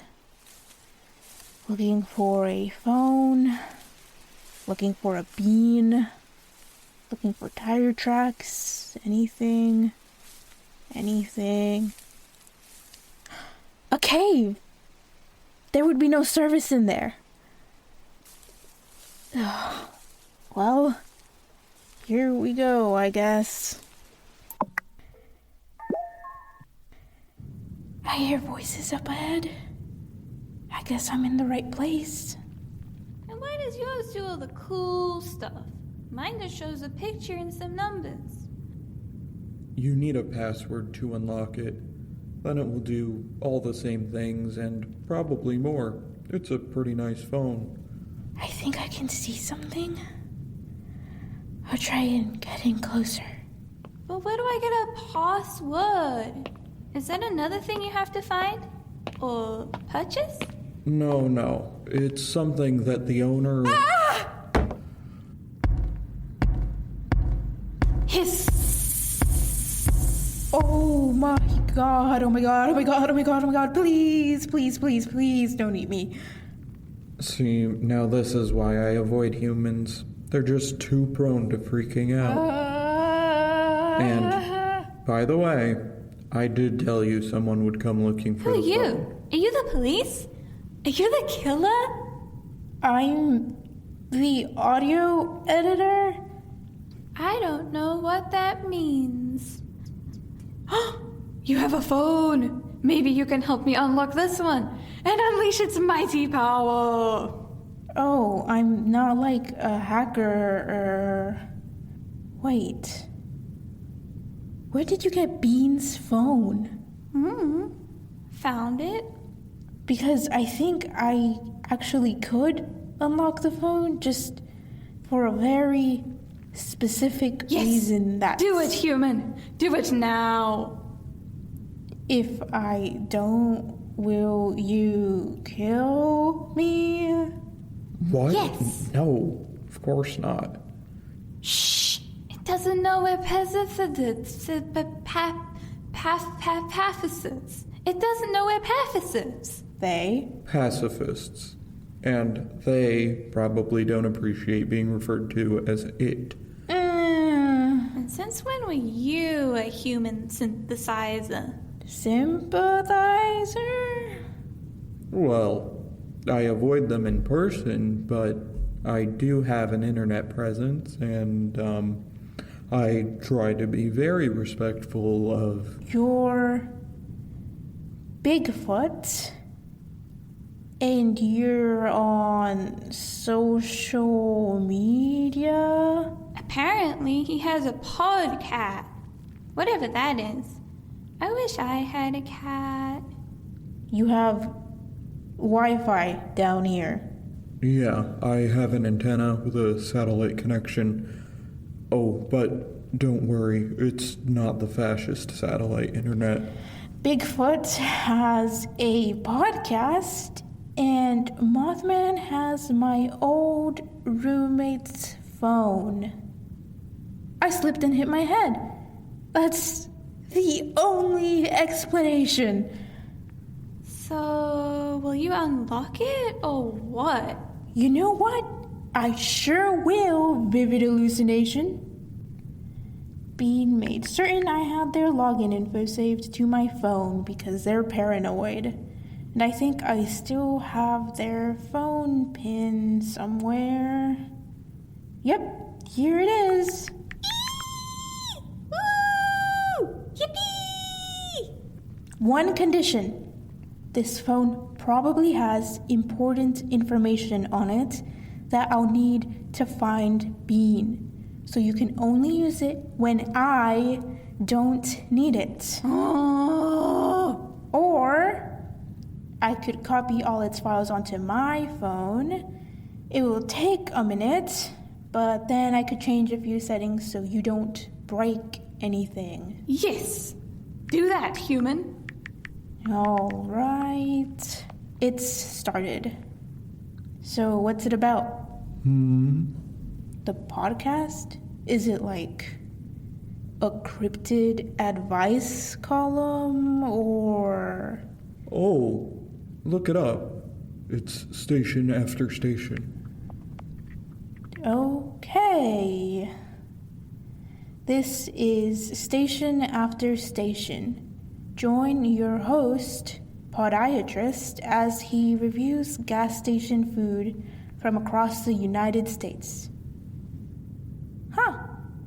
You know, that's not what I... Holy 4.8 stars with 20,000 reviews? Oh, don't read the, Top comment. Guys, I think podiatrist is secretly Bigfoot? Yeah, I put all this effort into staying anonymous, and yet... They were right. It's sort of become a running joke on the Discord server. They're all right. Okay, file transfer is done. Here you go. Vivid hallucination of Mothman. Oh my god, yay! And let's hear Bean's most recent recording. Maybe it'll give me some clues as to where they are. Welcome back to another episode of Being on the Scene. I'm Bean Greenwood. I've spent a week undercover at Exploding Man Music Festival investigating the So maybe I start in the woods near Exploding Man, see what I can find. I think I found a lead, but I think I've been noticed. I've shared my location with my editor, just in case. This goes deeper than I ever... What was that? Okay, I might not have much time. It's about the merch stand. It all Merch stands? ties back... Oh god, what is that? Oh my god! Wait, what was that? Oh god, what is that? Oh my god! Oh my god. I think Bean's been murdered. Spikes Parker Bennett provided us with the voice and selfie of Mothman. Leo B. Moss is Bigfoot, podiatrist. Timothy Raphael contributed to writing, editing, and being the editor. Haven Day scripted and produced this episode, then got murdered at the beginning of it. Our theme song is Love Me Sideways by Haven Day. Creative Commons, some rights reserved.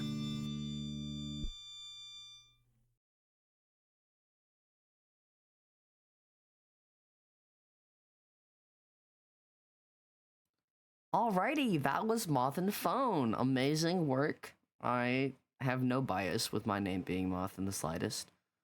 That was so fun. There's zero It bias here. was. I'm gonna recapture the Wheel of Names. AKA, I wonder what choice we're gonna get. Yeah, thank you for the ACAS link that I couldn't find earlier. That was amazing murder mystery pilot. Adorable all round. Oh, For some amazing. reason, for some reason, the episode is not on Acast when you look for it on the episodes, but when I type it in manually, it's there. We will fix this. We'll fix this. I don't know That was a technical difficulty. I was like scrolling through Acast and I was like, where is Moth and Phone? I can't find it. And because it's early in the morning for me, or has been, I've been a sleepy boy, and I was like, oh no, I'm crazy. No, I'm not crazy. It wasn't there. But without further ado, let's do our last spin. I think everybody gets to spin.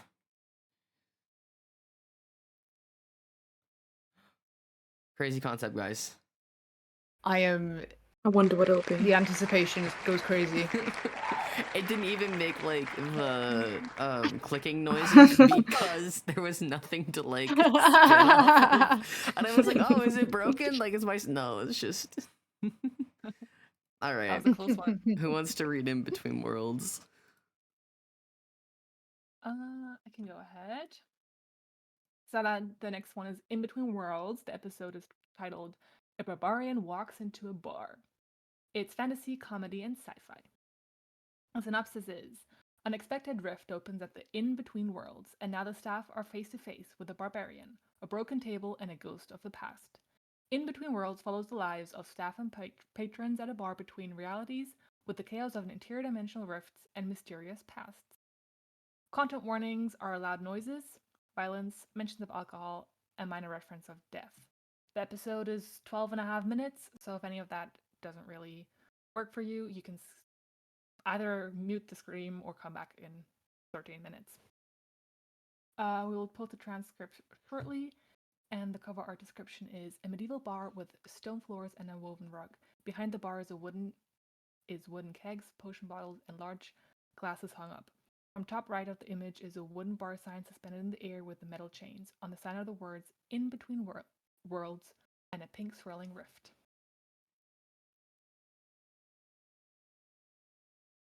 Alrighty. Without further ado, this is In Between Worlds. In Between Worlds, Episode 1. A barbarian walks into a bar. Content notes for loud noises, alcohol, and violence.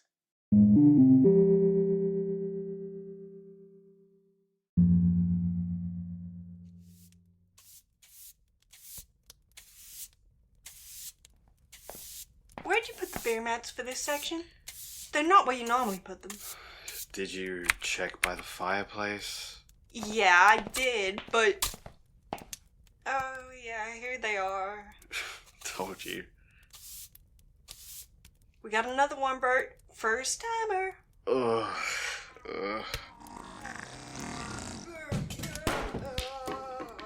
Well, there goes another table.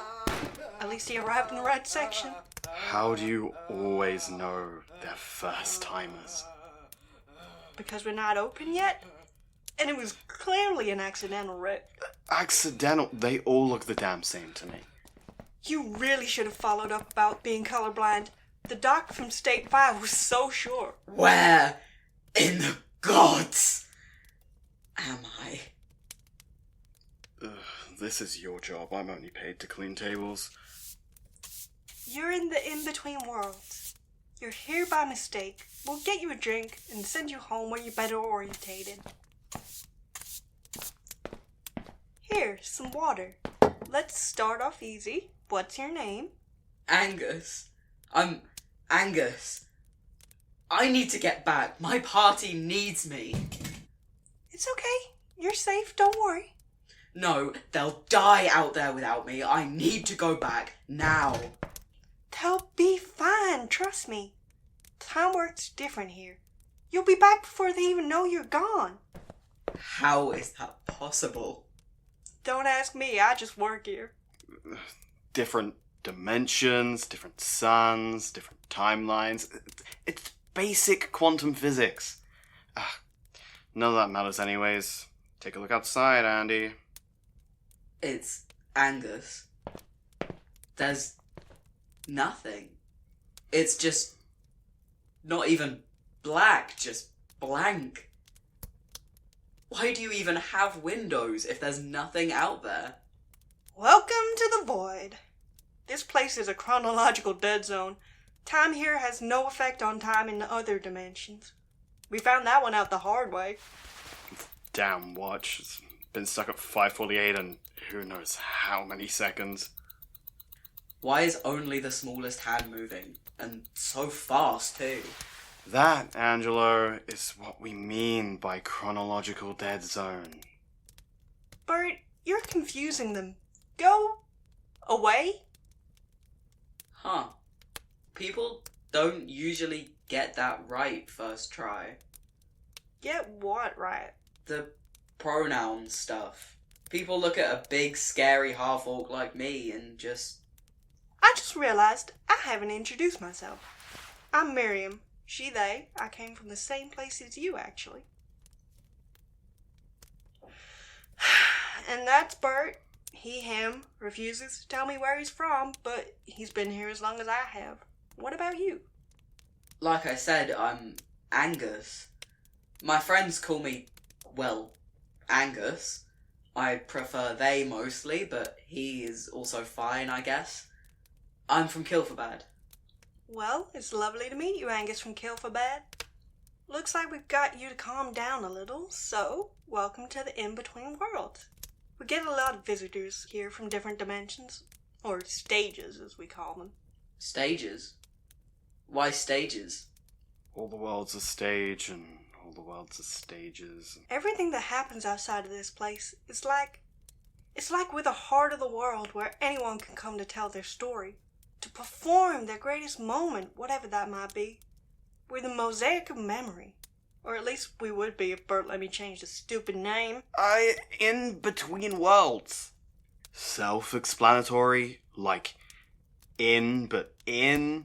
It's a play on words. You don't appreciate my artistic tendency. Mosaic of memories. You serve drinks, not memories. As I was saying, people from different stages come here when we open. Much like you did, but, intentionally. They eat, drink, talk like any other inn or tavern, but with people from different realities. Why is it so empty then? Well, you got here a bit early. That's the trouble with accidental rifts. They don't obey opening times. And non-accidental ones do? They better.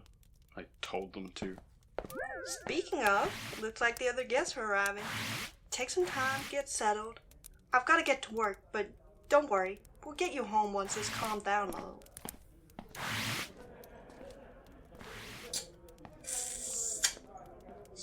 Just you and me now, Glass. Good old tankard of water. Water.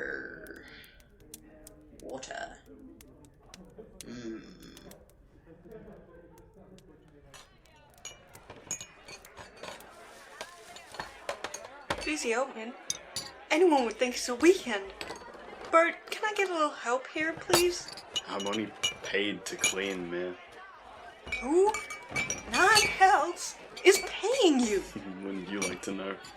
Yes, so I can ask them to pay you to keep the bar with me. Bert, please. Fine. You're not normally like this. It's just busy today, and these forsaken wizards keep using a message cantrip to order instead of coming to the bar like a normal person. It's so loud. Wizards. Stage 5 seems to be doing well with the... What did you call it? Ordering app? We should just try to get everyone to use those. Or something. It makes it so much easier for me. I told you. I don't know how easily people from other stages would take it, though. Oh, yeah. Do you remember the first time someone tried to show that guy from stage 3 a phone? Poor girl. That thing was literally obliterated. Can't believe he still ended up leaving with her after that. Have they come back since? Yeah, the baby. So I kicked him out. What about the baby? Kept it. Obviously, I kicked the baby out with them. After we all had a little catch-up, of course. How old do you think it is now? 29? Who knows, really? Speaking of babies, looks like Angus is getting quite popular over there. What does that have to do with babies? He was one once, I assume. Let's go see how he's doing, shall we? As it turns out, the woman who survived in the city was a druid. She agreed to come along and help us take down this dragon that had been terrorizing the land. So, now there were 6 of us. Me, the barbarian, Craig the wizard, Alden, our cleric, Tasha, a bard, Paladin Yoshi, and now Esme the druid. We tracked the dragon further away from the main city, a path of destruction in its wake. Alden didn't like that the further it went, the less likely we were to catch it before it could attack again. But as members of the City Protection Guild, there was only so much we could do before someone asked. Plus, if we set off any sooner, Esme would have never joined us. As we got closer to the next village, it was already too late. She'd flown away before we could spot her, but the village was in ruins, most of it still on fire. We did our best to put as much of it out as possible, and it seemed like a lost cause, to be honest. There were no signs of life at all. Until we found a survivor. Someone who could tell us which direction the Dragon Queen went. Sorry, did you say the Dragon Queen? Yeah. That's who I was fighting before I came here. Well, please, continue. He was still shaken, the poor man, but he told us she went northeast. We continued to help put the village back together, since it was getting late, and our best option was to set out early the next morning, in the direction of her lair, we hoped. Strewn along our way were piles of victims scattered across the landscape. How many? At a low estimate, hundreds, more likely thousands. We got within maybe 100 feet of the entrance to the cave. It was right on the edge of a beautiful field, untouched by her path of destruction. That's when she emerged, saying, in common may I add, that she had her life ripped from her, and the world must know her pain. That excuses nothing. That's what we said. But she wouldn't listen to reason. There was only one way this would go down. We readied our weapons, and she tried to fly away, vowing to destroy us all. Our druid tied her down with vines, but she broke free effortlessly. She wouldn't be trying to fly away. She'd be trying to get enough distance to burn you all. That's it. Miriam, you're a genius. I know how to defeat her now. Yes. How? I have to strike her in the throat, preventing her from breathing fire on us. Then, when she's down, it'll be much easier to defeat her. Especially if I can convince Craig to use a non-fire spell for once. I think I should go back now. Yeah, seems like the right time. Clear way, first time exiting. Thank you both. It's been wonderful. I need to finish my quest, but maybe I'll come back sometime? We'd love to have you back. Safe travels, Angus. Goodbye, Arthur.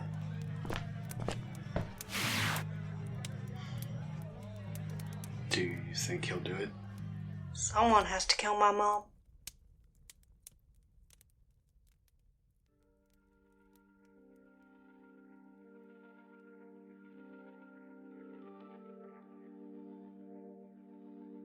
Thank you for listening to the pilot episode of In Between Worlds. It was written by Carter Morton and directed and sound designed by Cry MJ. The voices you heard were Jasper T as Angus, Carter Morton as Miriam, and Cry MJ as Bert. Check out Smile Onwards on social media to keep updated with this and other podcast projects. Special thanks to everyone who helped to run Podjam this year, and to the Podcast Book Club for giving me a new way to drag my friends into the audio drama world and showcase their talents. As a reward for sticking around until the end, please enjoy this outtake.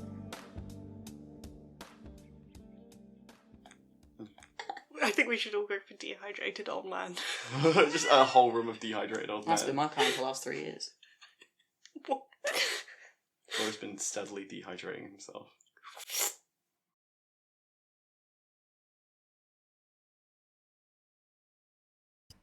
Alrighty, that was In Between Worlds. I'll let the mod team catch back up, and we'll party rock. Look at you all go! You guys made stuff. You made episodes. It was freaking awesome. Pardon. It really is. You all did so amazing. This is just the first quarter as well, and we've already been absolutely blown away by the talent here. This is absolutely amazing. This is amazing, folks. We do have a small break kind of written in, but honestly, it's let me read my information, because I am a good reader. Okay. So we're gonna have about 15-ish minutes here, where we are gonna take a break. And for that 15-minute break, we will be ending the stream and starting a secondary stream whenever we're ready to get going with the next few episodes. This just gives us on back end a chance to add pictures back in, to like make new wheels, get everything ready to go. So I'll actually go ahead and read the next episodes that will be listened to. We have the Rime. Oh no, I can't say that one. The Rime of Gwenlian. I think that's how it's said. Yeah. I was reading this one a couple days ago, and I butchered it really bad. Rime of Gwenlian. Gwenlian. Sorry. Good enough. The Silver Deity, Mrs. Audley, Annapurna, Written in Stone, and A Merry Dance at Whistlestop Junction. This will be at 10:15 a.m. EST, aka in about 13 minutes. So if you want to pop around, we'll see you there. But I'm going to go ahead and end this section of the stream. Thank you all so much for coming to this first bit and getting Podjam kicked off in such a fun and positive way. We appreciate all of you. Come back. See you soon. See you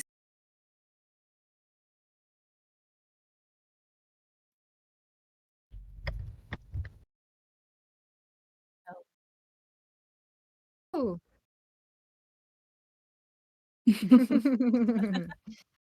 Forever.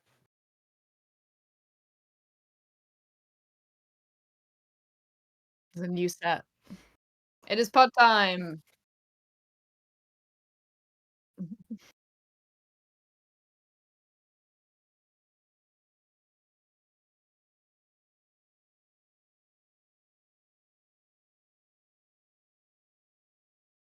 Very slowly.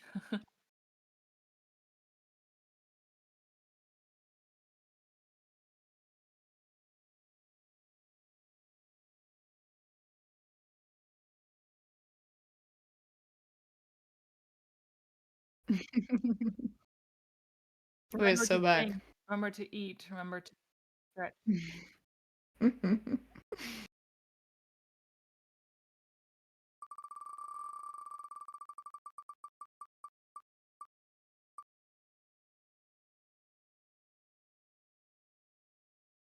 Ooh, ooh. That's a close one.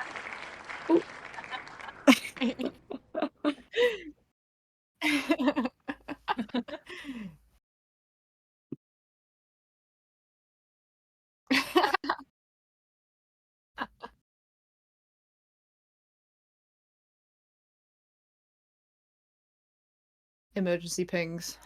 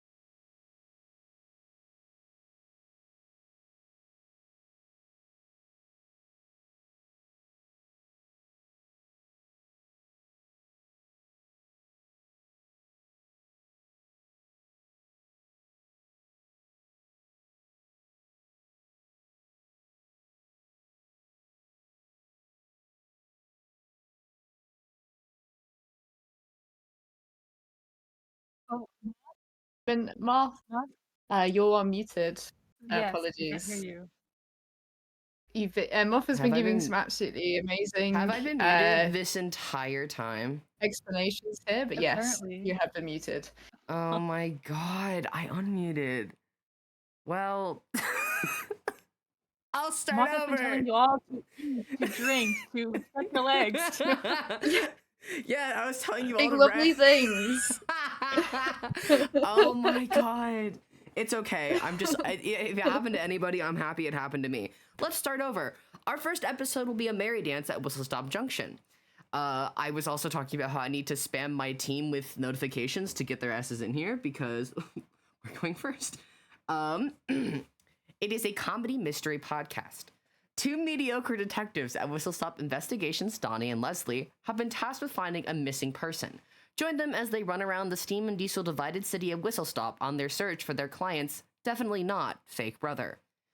There were no content warnings provided, but I messed up because I was supposed to provide those, and I have a content warning of mild profanity. Cover art description: a silhouette of two people, one taller and wearing a jacket, and the other shorter with a high bun, stand overlooking a steampunk city infrastructure. A large gear appears to the left of the taller silhouette. The words "A Merry Dance at Whistlestop Junction" appear at the top with large gears behind them. At the bottom of the image, text reads, "Made in participation with the Podcast Book Club." This episode is 20 minutes and 50 seconds in length. If you have any grievances with the mild profanity, we will see you in 22 minutes. Without further ado, this will be A Merry Dance at Whistlestop Junction.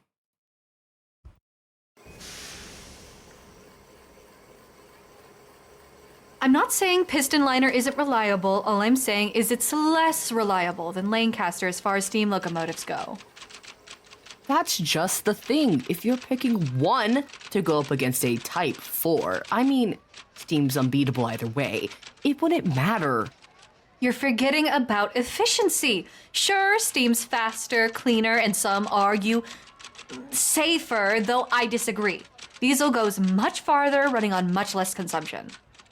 Oh, yeah? And who told you that? Owen? He's a fanatic for diesel. He's trying to, propagandize you. Here we go again. You said the Type 4 can't hold up against diesel's power, speed, whatever. Sure, fine. However, you have to admit, steam is safer. Got any proof? Yeah, I got it right here. Is this Whistlestop Investigations? We're close. Yeah, that's us. How can we help you? I need you to find someone for me. That's not ominous at all. Oh, no, I know him. He just went missing a couple of days ago. Does he also know you? Yes, of course. I'm not some kind of stalker, you know? All right. Who is it then? The name's Archibald Piffle. He's my brother. That's, quite the silly name. Take it up with my mom. Well, it's not the most outlandish name I've heard. What's your name then? Pina Piffle. Yeah. Never mind. Your mother must be from the circus downtown with this. She was. She's not now. Passed a couple years back. Splendid cog clown. Oh, I'm sorry about that. Indeed, that sounds deeply tragic, but we must focus on your brother. The missing one? Oh, yes, that. The case. Where was he last? I think he was around Somerset Gangway. Any more specifics? Yeah, I think he was doing some repairs on the automaton there. He does all those mechanic things. Was he alone? Yeah, just a robot. Was the automaton behaving strangely? I mean, he was repairing it, so probably. Well, maybe the automaton has something to do with it. They can't really do that, though, right? What? Kidnap people? Yeah, it's, like, against their script. I would hope so. Think about it, though. You know how old those things are? They're getting a little weird. One did accidentally shock me recently. Maybe it wasn't an accident. What if it's up to something? We must investigate immediately. This could be a huge case. Yeah, crazy big. Conspiracy theorist big. Yes. Donnie, can you get the gear ready? I can get all the paperwork done with our client here. Of course. Thanks, Leslie.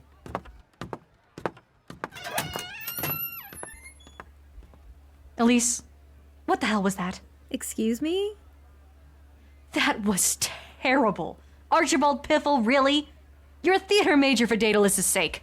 You, of all people, should know I was a technician. And anyways, don't forget who called in this favor in the first place. A little gratitude would go a long way right now. Fine. Thank you. So, can I leave? Yes, Elise, you can go.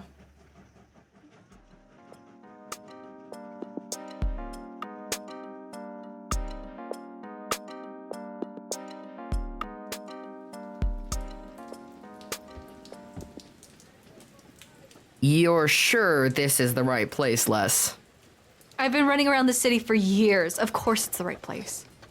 So have I. I just went outside more often. Hey, I have an appreciation for nature, too. Hello, fine folk. What do you need on this sunny day? We were just wondering about someone named Archibald Piffle. Wait a minute. I do not have records on Piffle, Archibald. You may have said the name incorrectly. Please try again. Archibald Piffle. No, please try again. Archibald Piffle. Please try again. Archibald Piffle. Try again. What is wrong with this pal today? It can't be that glitchy. Donnie, we're here on a missing persons case. Is this person you speak of the missing individual? Oh, no, not at all. They're just related to it. Yes, they're a witness. Yeah, totally. Are you sure this person is a real individual? Yeah, I just talked to their sister. They even have family that worked at the circus. They probably have merchandise or something. Oh, that's it! Do you have any records for a circus store? I do not have any records matching that description. Sorry. Would you be interested in the Wonder Emporium instead? Close enough. Onwards, Donnie. Our new lead awaits.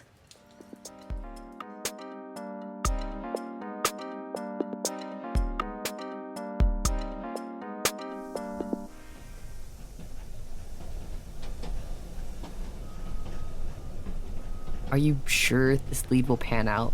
I don't know if I want to trust Pal right now. They're clearly glitchy. They lost the record for a whole person. Why would it be recommended if it wasn't relevant? Relax, Donnie. It's some kind of, old-time trinket shop, right? Both circuses and mechanics need trinkets all the time. I bet either Piffle or his troupe are regulars there. I guess that's true. Hey, Leslie. Yeah, what's wrong? Well, I'm not sure if you knew, but it's Owen and I's anniversary today, and I don't know. I don't like that I have to work today. It makes me feel unimportant to him. Oh, well, the day isn't over yet, and maybe he has something planned after work. Well, he's also felt just so distant the last few days. I don't understand what I did. Well, you probably didn't do anything to...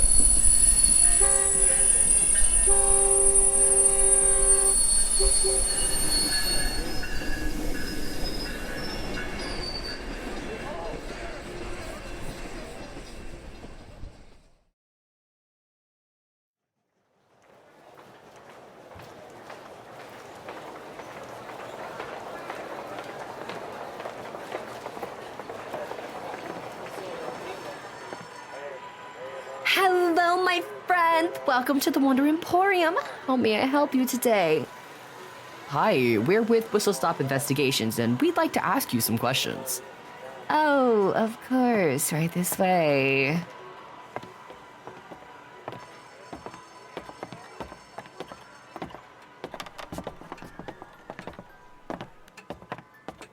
We're looking for someone in Archibald Piffle. He went missing a short while ago. A unique name. Pity I've never heard of them. He was part of a circus troupe, or his mother was. I see.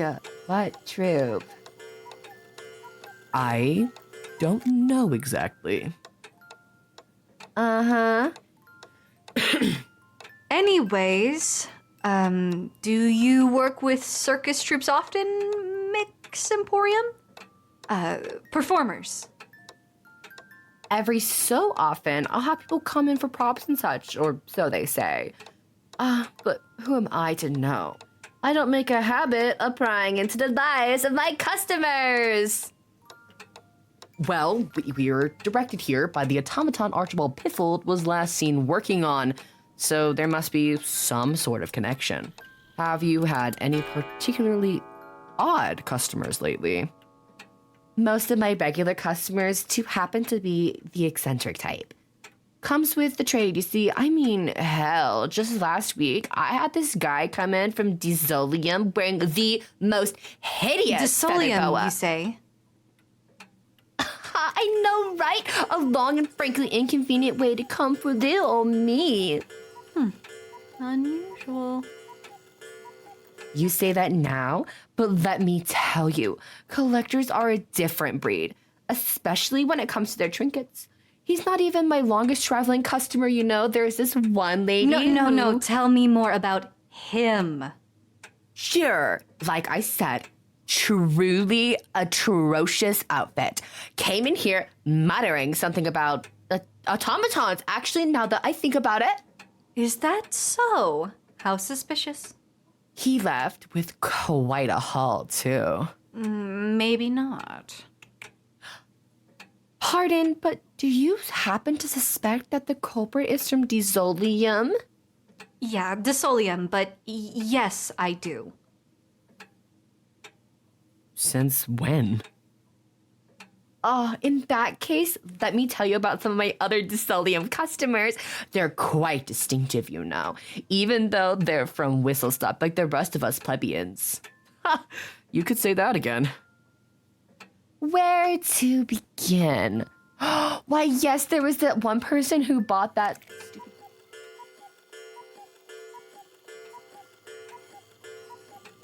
Oh, there was also that man who finally bought that vintage self-eating tagine. I never thought I would get rid of it. And rightly so. I mean, who in their right mind would come here for cooking utensils? Interesting. How so? Well, there's only one place in Disolium that serves tagine. And even so, why would someone come all the way out for one? Self-eating or not? Oh, yes. Now that you mention it, I do remember him acting quite strangely. How so? Oh, you know, shifty eyes, hands in pockets, quite shady business. And I do recall he seemed to have something odd on his shoes. Maybe it was blood. That's a good enough lead if I've ever heard one. What do you say, Donnie? Is this supposed to be your interrogation or mine? Sorry, I just got excited, that's all.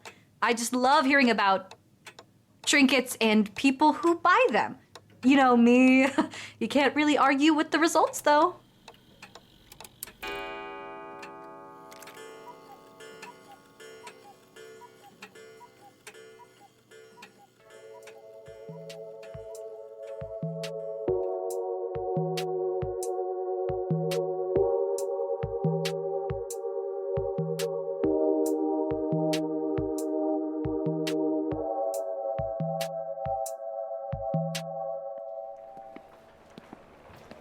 Ugh, I can't believe the Skyhopper's the only way to get to Disolium, as if the trains aren't expensive enough already.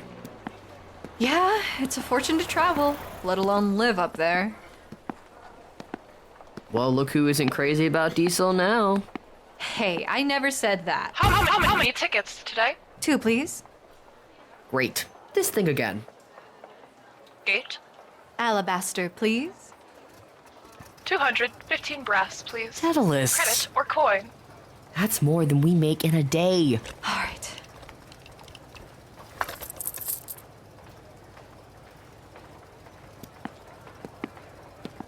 I'm telling you, if this damned city hadn't transitioned half of its essential infrastructure to diesel, we'd be much better off.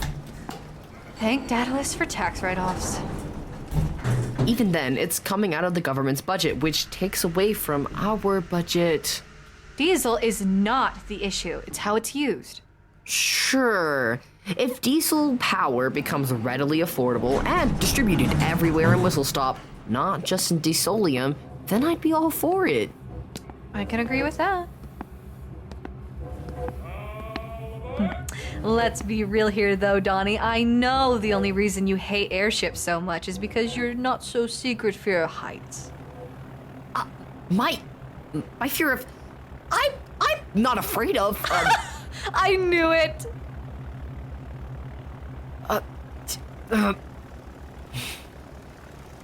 That's a low blow, Leslie. You know I'm already having an awful day. Look, Donnie, about Owen, I'm sure you're just overthinking things. You know that's majorly invalidating. Sorry, that's not how I meant it. Forget it. What I mean is I know he cares a lot about you, more than you know. Thanks. Don't sweat it. This kind of stuff is what you keep me around for. I may be on your payroll, but I'm still your friend and I'll always look out for you. You're still wrong about diesel. I know. Speaking of, I still can't believe your favorite restaurant is up here, in an airship-only zone. Ugh, I know. And I can't believe it's implicated in this whole kidnapping mess. I've known Tiffany for years, and this all just seems so out of character.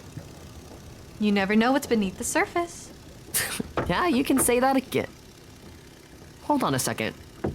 How do you know it's my favorite restaurant?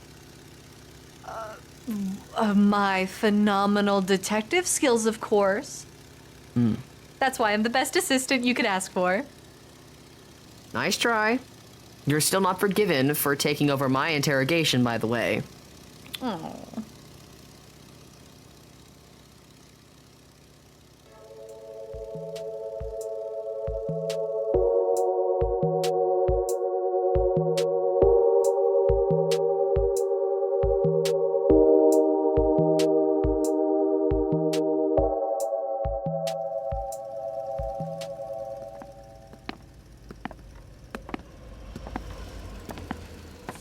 I really don't like this.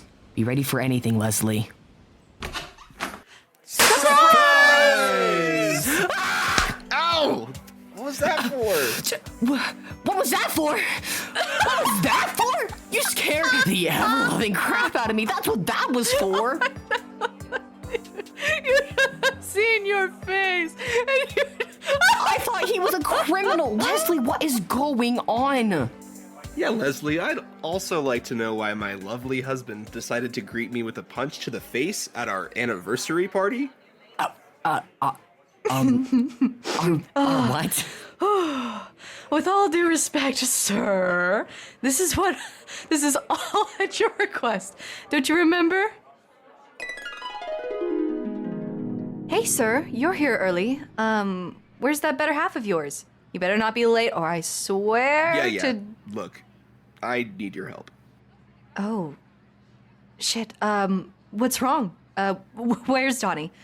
Oh, no, don't worry. He's fine. It's just, you know how our anniversary is coming up soon? Yeah, what about it? Well, since it's been 10 years, I had this idea to surprise him at his favorite restaurant with dinner and maybe a party. I was hoping you'd be able to help me get him there on time. Oh, of course. That sounds like a great plan. So, what's with the serious business face and voice and everything? I guess I'm just worried he'll think I forgot, or that I don't care about him, or something. You know how he tends to overthink these things. Don't worry, Owen. I know he's gonna love it. As for what Donnie thinks about it, I've got it handled. What's that supposed to mean? Now that's for me to know and you to find out.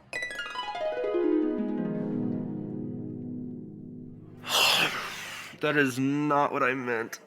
I don't know, sir. Think about it this way.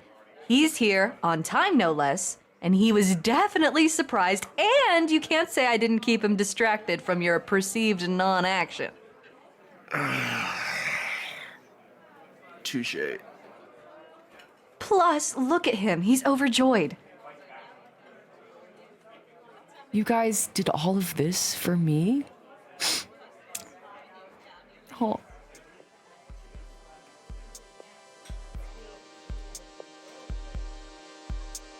A Merry Dance at Whistlestop Junction was made in participation with the Podcast Book Club's second annual podcast jam. This episode was written by Anush Ralapanawa, Kat, and Oliver Szabo. Editing was done by Oliver Szabo. Original compositions were provided by Moth, aka Calmo Data, and the cover art was made by I'm_Andy. Donnie and the Wonder Emporium employee was voiced by Moth, aka Calmo Data. You can find them at Calmo Data on Instagram, Twitch, Tumblr, and even YouTube. Leslie was voiced by I'm_Andy. You can find her at I'm_Andy on TikTok, YouTube, Twitch, Blue Sky, and Instagram. Pretty much any platform. Elise was voiced by Anush Ralapanawa. You can find them at A Wild Ralph on Instagram and Midnight Owl 84 on Twitch. Pal, as well as the Ticket Automaton, was voiced by Kat. You can find them at A Dragon Cat 1 on Tumblr, Instagram, and Blue Sky. Also be sure to check Kat out on Space Specs, another Pod Jam show. And lastly, Owen was voiced by Oliver Szabo. You can find them at Audley Ollie on Blue Sky and Audley_Ollie on Twitch. Be sure to check out his other work at gravenpod.card.com. Thank you for your time. Aww.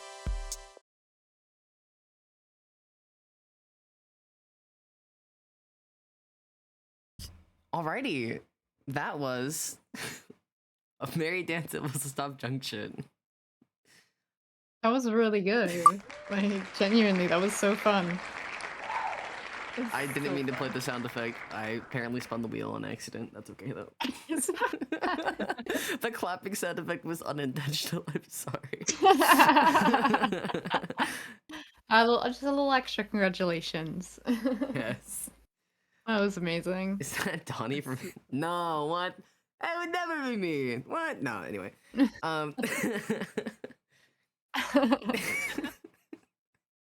I'm so glad my frantic pings to our server got a couple of our team members here. I was like, there's no way we'll go first, guys. So, like, show up around, like, 10, whatever. And then I was like, what first? Go, run. There is always a chance. I was like, statistically, it's on the lower end.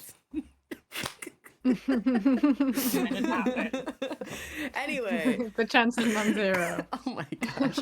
The chance is slim, but never zero. Oh my God. Yes, exactly. I think oh goodness. I'm the spinner for the next episode. Let's go. Spin. All right. It had to slow down. At least you did show up, Ollie. Amazing. And it's the Rime of Gwenlian. Oh, I can't read. We even went over this in the break on how to say it, and I immediately forgot.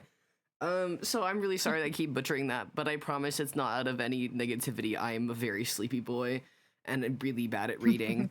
Who wants to read about this one? I can read out this one. So we have the Rime of Gwenlian. Now I also forgot, but I think that's pronounced. It's a fantasy, and its synopsis. Oh God, I hope I don't butcher this. Oh, heed us, gentle listeners, for here we tell in verse the tale of noble knight who seeks her lost and ill-reputed love, It faces friends and perils on the way. Queue up on your podcatcher if catch you can. The story of ours, the Rime of Gwenlian. Content warnings are violence, sword fighting, demonic voices, and misogynist language. We have a transcript as well, and the cover art description is a rectangular image painted to imitate stained glass. It shows a person and a dragon in front of a background of various green shades and black, spiky lines in the top left and right. The dragon has different shades of white and grey with some yellowish highlights. It has 2 visible legs with claws, a long tail, and 1 visible wing. In front of it is a person turned to the right side looking towards the front. They have beige skin and long light brown hair and are wearing a knight's armor without the helmet. Above the dragon and knight is written in a curly script with green glowing white letters. Written diagonally, it reads The Rime of Gwenlian. It's 27 minutes long, so if any of the content warnings don't match with you, you don't vibe well with them, then skip about half an hour and get right back in. Alrighty, without further ado, The Rime of Gwenlian.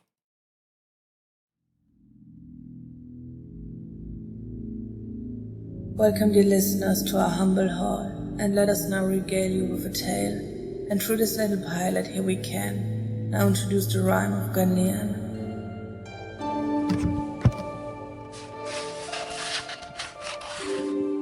Hear ye, gentle folk of ancient Emeries.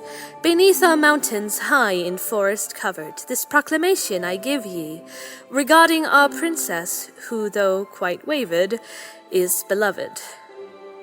Against the rumors flying everywhere, the king has sent his herald to declaim. About the sudden absence of his heir, the princess is out hunting.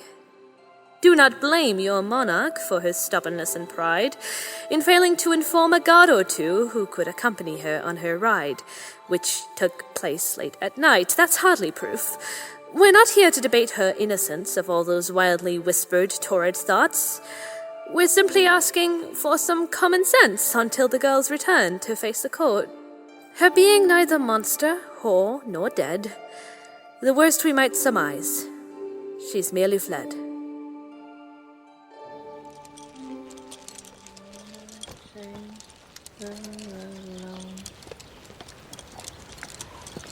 Though she swore she would stay forever and a day, yet she left me in my chamber alone, in my chamber alone.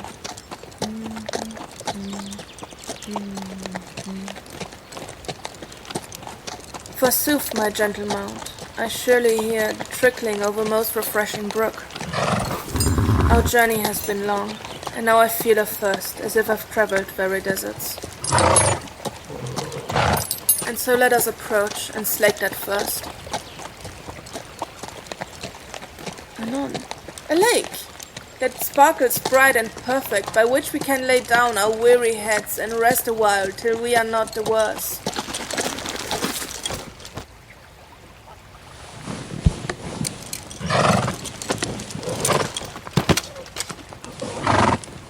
The path ahead of me remains unclear. I traverse haunted trees and bosky night. Perhaps I was a fool to take this quest without a star to guide my path aright. But hush, my wavering heart, my duty calls. I shall not stray from this my road of fate, for yonder lies the castle that I seek, and all that is behind me, it shall wait.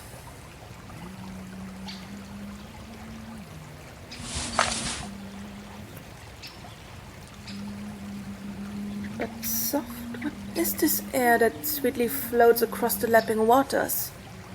Lady, I you beg your pardon now for this our rude intrusion. And who is this intruding on me thus? And who with quiet word my pardon begs? I am a knight of Emeris, on a quest to serve and protect Gwenlian, my princess. Of this princess and court I have heard word. A good report, I pray. My liege is dear to me, and yet ill tongues, will wag. Though minds and hearts that wag, they know not what of which they speak. Fear not. 'Tis not so that I should blindly take the words of gossips for peerless truth, but tell me, honoured knight, what brings you and your steed to this my lake? I seek my dearest love. And is she not encastled, sat upon her throne? My lady, she is not. But do I err? Your forest is. You know it intricately. Good night, you do not err. Then let again me beg your gentle pardon and your help. You may, but know my aid comes not for free. No price will I not pay to find my love. Too easily do your lips a purchase make. Take care they do not leave you deep in debt. My lips have credit plentiful, and thus my heart has ne'er been known to default yet. Then speak your need, and let me think on't.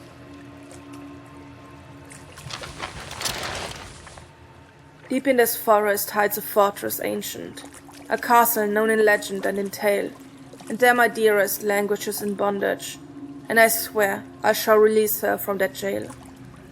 And of these things you are right certain? Sure I am, as certain as the rising of the sun. And 'tis my aid you need to find this castle. Ask any price of me, and it is done, if you can show the path to travel on. I do not know the way, but here is one, my friend, who can your guide and helper be. A fish. A fish who knows the water well, and water knows the land it passes through. It sees the land above and so below. If your castle's in this forest, it will know. Though fish and I are clad in plate and mail, and yet we move in spheres that are apart, and ne'er the two of us can walk together, for it has no legs to walk. Nay, knight, but it can swim. And so it can, for all my doubts. And now, speak upon the matter of reward.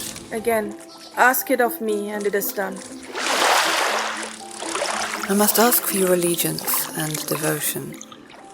I know your heart belongs to Princess Gwenlian, but promise me just a piece of it. I will call upon you when time demands, but I cannot tell you when. Promise me to come swiftly when I call, and to not question my demand, and my companion here will show you the path to your beloved. A heavy price, and steep it is indeed. And yet, it is the price my help deserves. I must accept. Then swift be on your way, and this I add. Take heed, for this your path will be more perilous than you suspect. My debt to you is great, most noble lady. May fate forever favorably shine on you.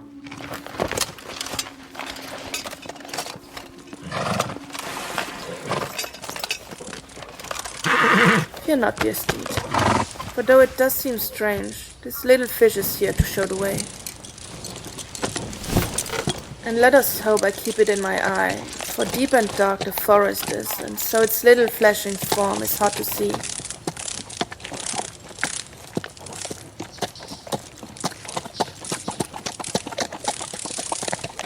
Too swift does our companion pass on, and weaving through the trees, leaving us behind.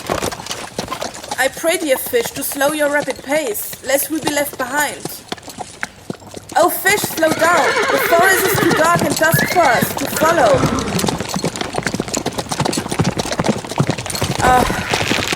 Alas, the fish is gone.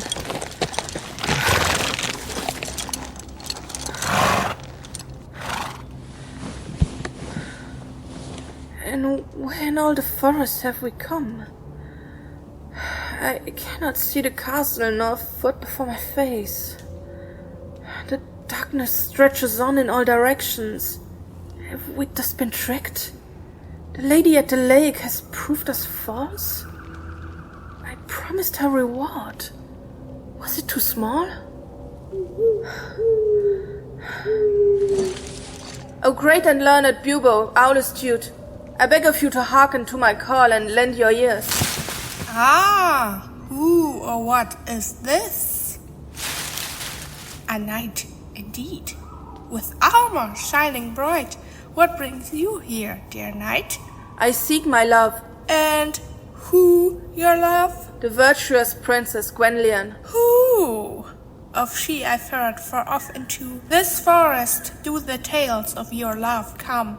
I tell thee, heed my wisdom when I say, a noble heart like yours it should not yearn for such a maid unworthy. Wisest owl, O you who sweeps up through the veil of night, the shoulder of Minerva to a light, the very perch of wisdom, surely you, of all the various creatures of the earth, can see the truth. Reports you've heard are lies, for jealous tongues do speak of my beloved and do her wrong. And yet, thus I have heard, fair knight, beware your heart which is so true, and trembled up with faultless loyalty. You call me wife, but think it wiser still, admitting not the light of judgment. No, I cannot help you, knight. Anon, away!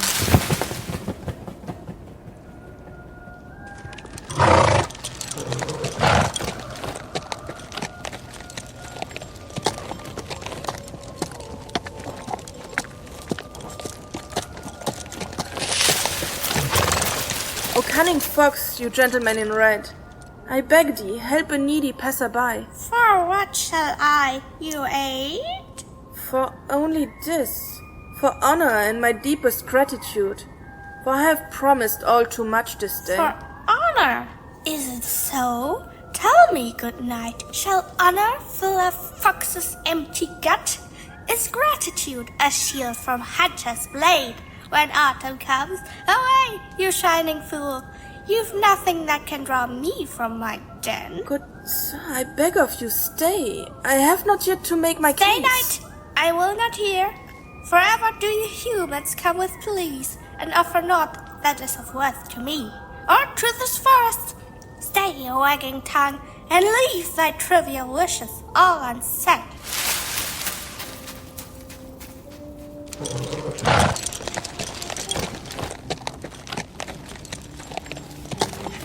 O hasty hare, show me the way, I beg. Your prophet's eyes see far beyond my own. No, I cannot stay, I'll tarry here, for I must sweat away across the hill before the night comes on. Your metal hull will keep me from my home till moon is full. Would that a word from me that hare would hear. And yet he speaks the truth. The night comes on. We must the castle find ere day is done.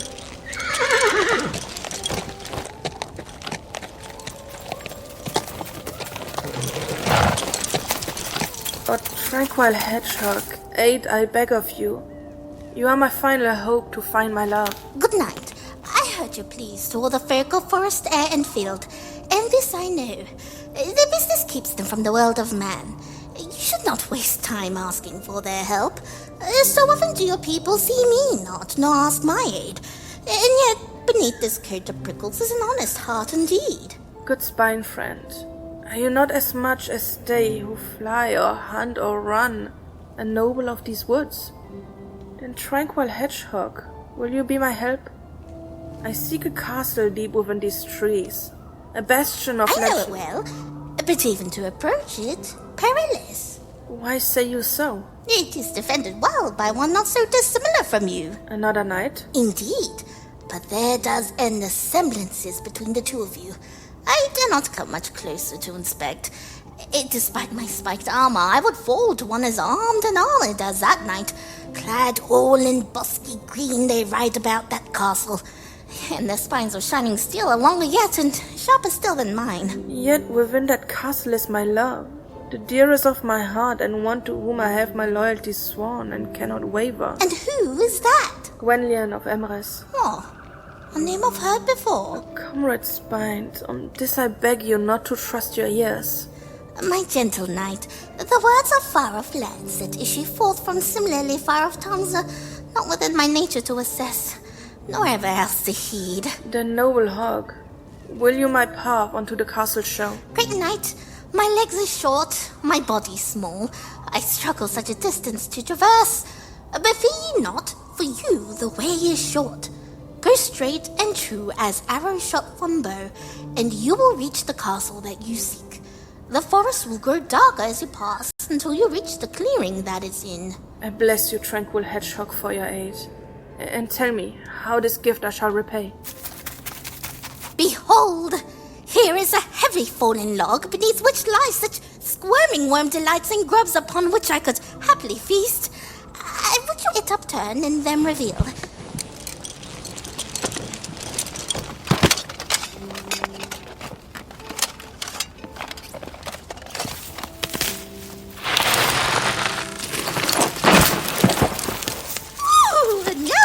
The other offered aid, and so I wish you fortune on your quest, for noble knight, it will not easy be. Farewell, your tranquil hedgehog, best of friends, the noblest of the beasts in all the world.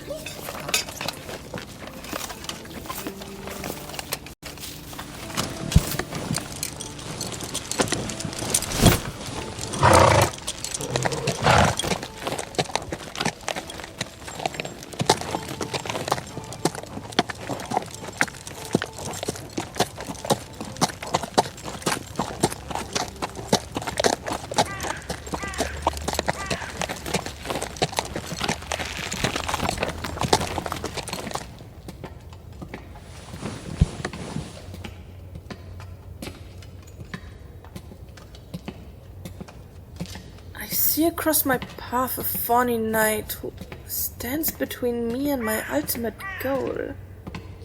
A helmet crowned with spikes, a breastplate dark with blood-stained vines and dreadful. She sees me now and wants to fight. A sword she draws, but not a word she speaks. Good night, good dame. She speaks not yet, and only stands at bay.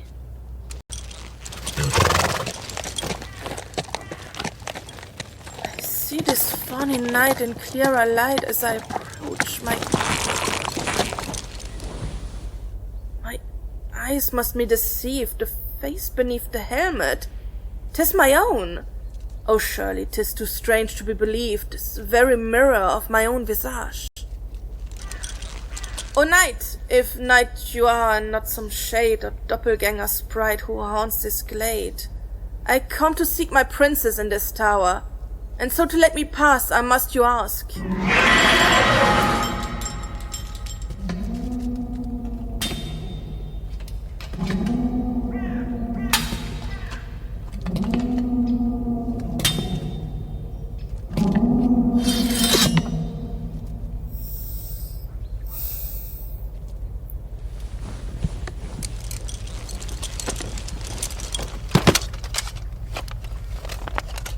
O knight, if knight you are, then you will know, for knight that such as I will swear her oath to guard her charge with sword and shield withal. I tell you now, I mean no harm to hair nor hide of she that is beyond those walls. She fled in dark of night and left no word, and yet I do believe she had her reason. And so I must her find and see her safe, in case that she is not. And yet you draw?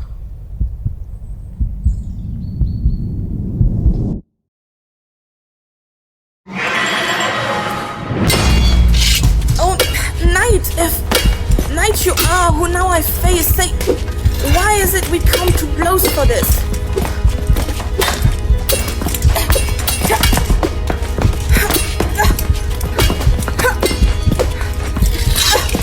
Stay thy hand, for no, I do not mean you harm. No, am I of that scurrilous kind who spreads such rumors? No, if I had arms to fight each knave who speaks such lies, I would. But no, O knight, my princess needs me more than does her sullied honor.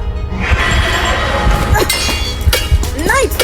If knight you are, or yet some spirit of the woods, lay down your arms and heed me in your plea. I only want to know the reason why my princess fled without a word to me. I have followed her without objection. Across 1,000 miles, I'll tell thee, knight. For her I'll risk my life, and I will not this forest leave until I hear her speak.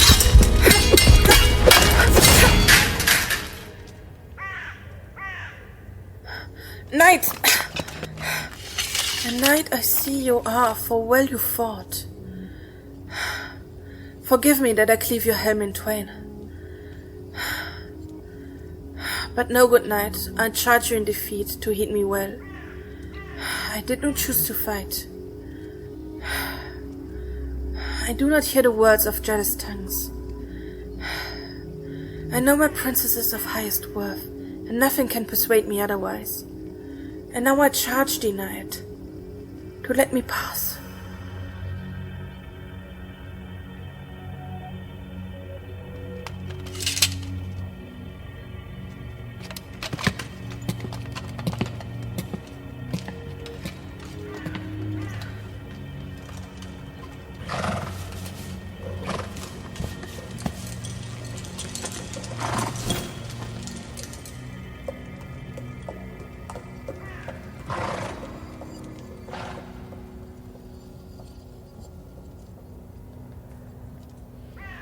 And so she leaves, and so we both remain. The castle now awaits that we have sought. I leave you here anon, my noble steed, for on this way I must proceed alone.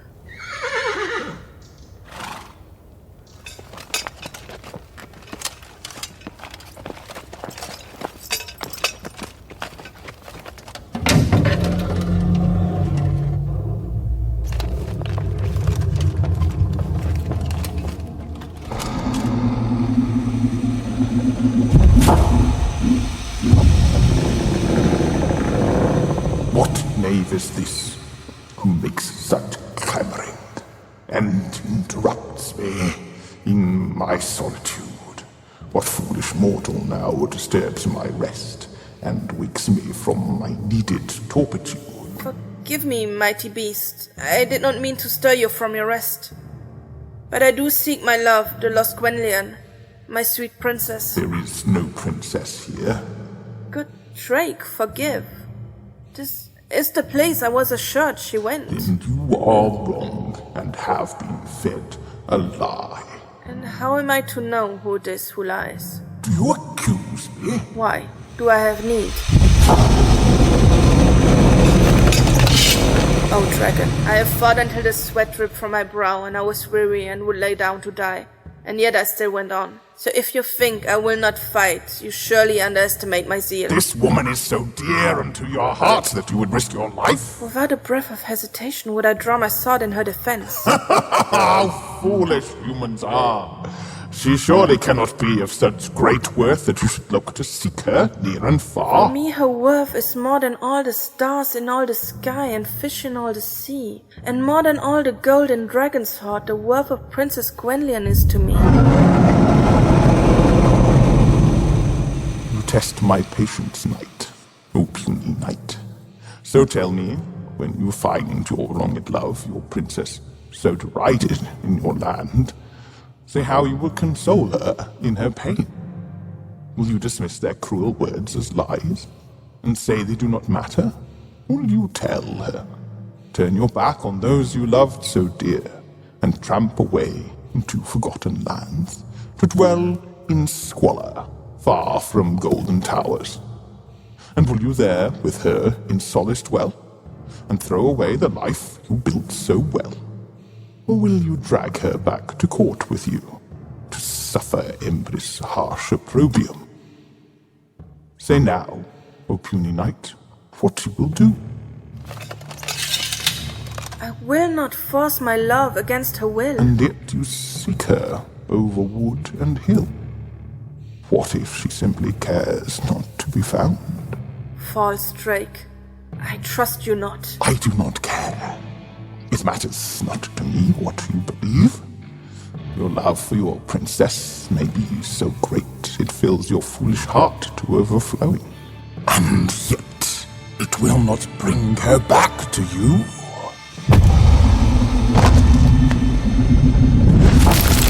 Drake Warren, wait! I am not done with you!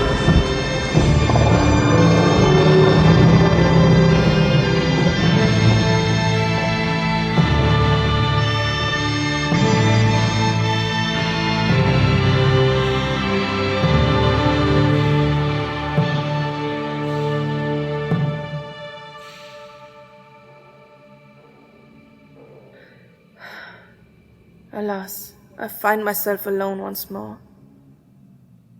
I know not where I am to go from here, but in my heart a tiny hope remains. I know my journey has not met an end. No noble knight would leave her liege unsafe, no honest heart would leave her love alone. And now I know she languishes in pain, I am resolved to seek where she has flown. So to the cause before me I am resigned. My love, my Princess Gwenlian, I will find.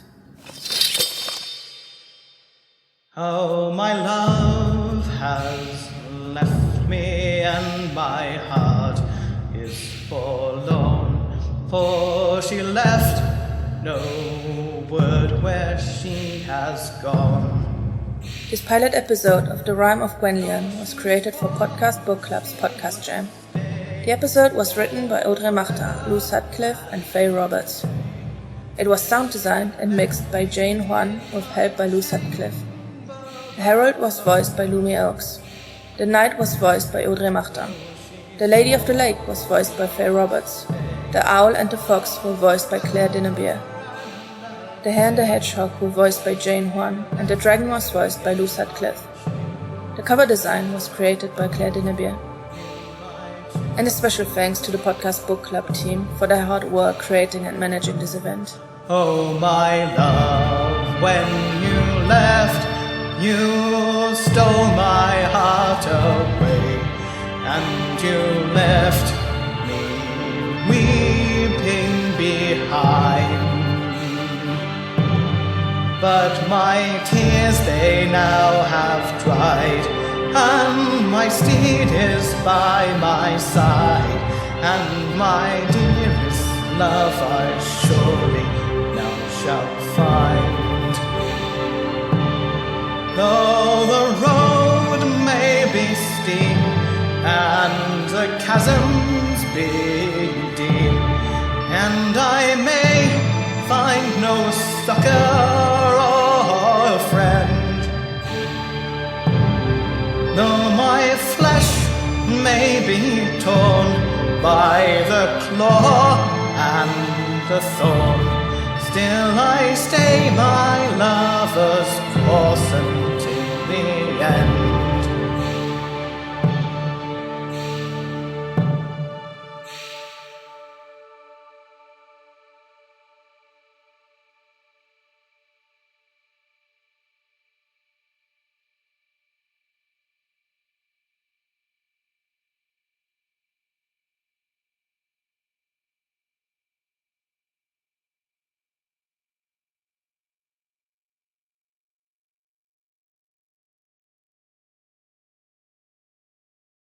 All right.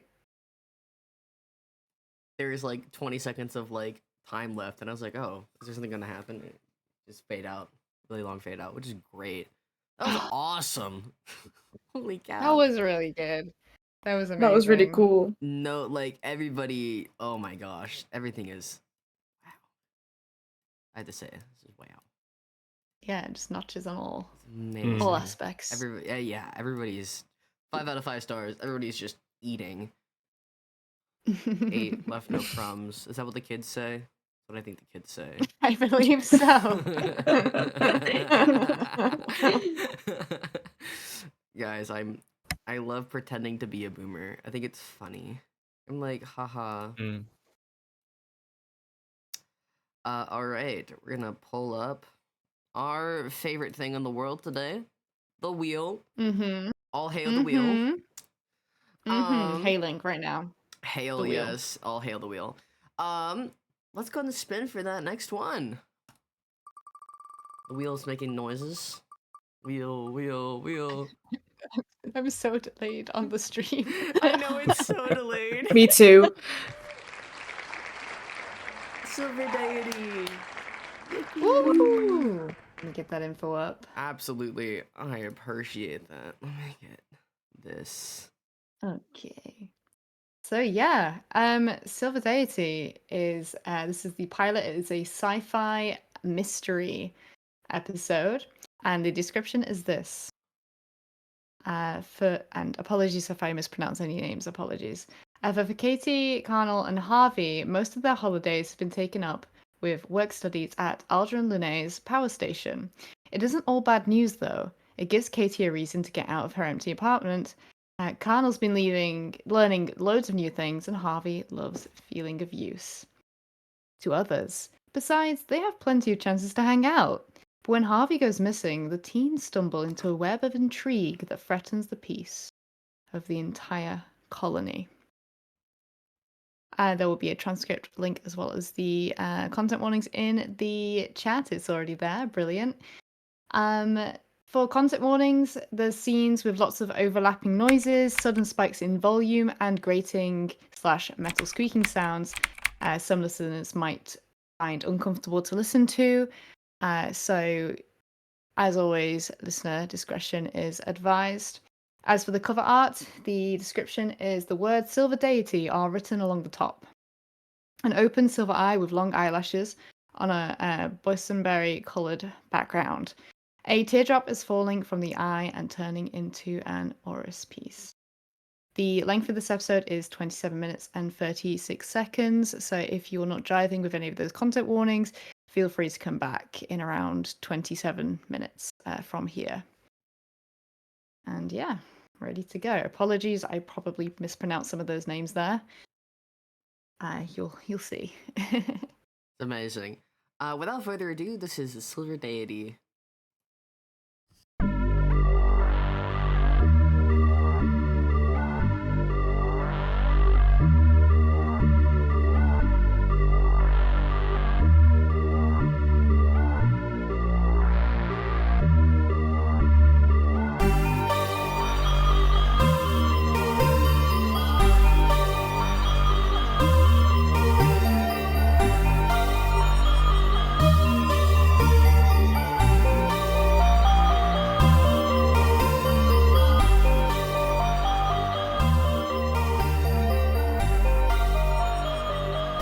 Silver Deity.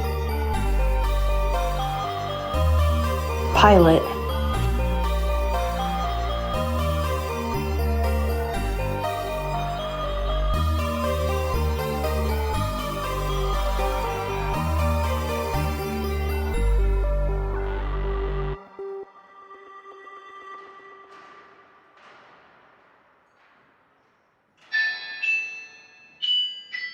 Incoming call from Katie, P. Accept call. Well, it's a good thing our lunch shift is about to start. Or have you forgotten the time again? I haven't forgotten. My supervisor's been breathing down my neck about taking a break for the past 5 minutes. But Well, I'm just cleaning up my desk at Director Tripathi's office right now, and I thought it'd be best to check in with my lunch buddies in case they forgot to eat again. Speaking of, Aunt, call Canal, please. Calling. Carnell. Silly hair. You changed his contact again? Look, I'm in the middle of something important. Are you saying our lunch plans aren't important? You do realize that by law, 16 and 17-year-olds aren't allowed to take overtime. Well, I'm sure the public would be thrilled to know that Mick's President Jr. is so diligently law-abiding. Oh, ha ha. Katie, if Gosford catches me taking a personal call again, I'm blaming you. Really? I mean that little to you? What if friendship? What if chivalry? You'd get out of it. Fine. But you're not going to get into trouble. Just tell her you're taking your lunch break. Our shifts are all ending in about 2 minutes anyways. But, well, see, I'll always love you, but I'm actually enjoying analytics right now. Me too. Enjoying analytics? You know that's not what I meant. The canteen special is lasagna today. And I'll ask you to give me a big plate. Wow, asking a girl to get you food? That's so sexist. Hey now. What exactly is sexist? Director Tripathi. Relax, buddy. She can't hear us. Oh, sorry, Director. I'm making lunch plans on my Oris, and I'm just messing with a friend. I see. Well, I'll advise you not to make such a serious accusation so flippantly in the future, especially not in this office. Right. Sorry. Apology accepted. Lunch plans, you say? You're taking your break now? Yeah, I'm headed out now. Well, enjoy. And don't forget, I have a meeting in the engineering department in half an hour. So, meet me there afterwards instead of coming back here, and we'll spend the afternoon doing the rounds. Of course. Well, bye for now. See you later. Well, that could have gone better. It was worth picking up your call just to hear that. Please, like you haven't done more embarrassing things than that. Speaking of, Harvey, did you just salute when you heard Director Tripathi's voice? Because it sure sounded like you did. I did not salute. I bet you still freaked the engineers out by shouting her name out like that. I wasn't that loud, so no. Well, you could always meet her with me after lunch, seeing as she's headed to your department right now. Harvey, does it sound like she's bribing you right now? It definitely sounds like she is to me. It does sound like it. Yeah. I'm not bribing you with that, but Daddy did leave me a box of bakery bars this morning, so... Tempting. What do you think, Harvey? Does that sound like a good enough deal to you? Are there any bean bars? It was a mix of red bean mochi bars, churro bars, and something else. Can't remember what it was off the top of my head. Give me 20 minutes, yeah? You know you're not legally allowed to take overtime. Then I guess it's your fault for eating into my work time. Ha! Good fun. See you. A&T, end call. There you are. I didn't see you. Hey, now that's criminal. I know. You brighten up every room. How could I have missed you so easily? That's overboard. You know you enjoyed it. Oh, I got you a drink. Thank you so very much. Good afternoon. Are you ready to order? Oh, I'll have some of that delicious, rich, well-layered lasagna. You make sure I get a big plate, yeah? Are you requesting a whole portion? Yeah, that's what I meant. Good choice. Would you like a dessert? One moment, Aunt. Is it too much to have something sweet on top of the bakery bars? Maybe you should go with the fruit salad. Good idea. Aunt, could you give me the fruit salad, please? Maybe a 3/4 portion to be safe. Of course. And what will you have to drink? I'll just have soda zero, thanks. Your order coming right up. Does that box of bakery bars mean President Olson was already gone by the time he got up this morning? Yeah, and he left a message saying he wouldn't be back by tonight either. Sounds like he's going off the colony, right? I don't know. He's been busy, like always, but that's neither here nor there. But he did get me some brand new Oris pieces recently. See? I knew there was something different about you today. So stylish. How long do you think the silver accents are gonna last? Ugh, no idea.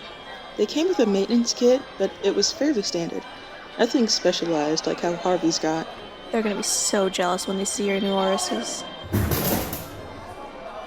Enjoy your meal. I know. I think the range between them has gotten an upgrade again. I think it's 20 meters now? Right, so you can take one piece out and then lose it even better than before. One time. Good afternoon. Are you ready to order? It was more than one time. I'll have the pho, Aunt. Thanks. You don't want to try the deliciously delicate vegetable lasagna? Had some on Monday already. Good choice. Would you like a dessert? You can never have too much, though. Just because you don't get it at your place. I'm sorry. I didn't quite catch that. Would you like a dessert? No, thank you. Not following your own advice, huh? Nope.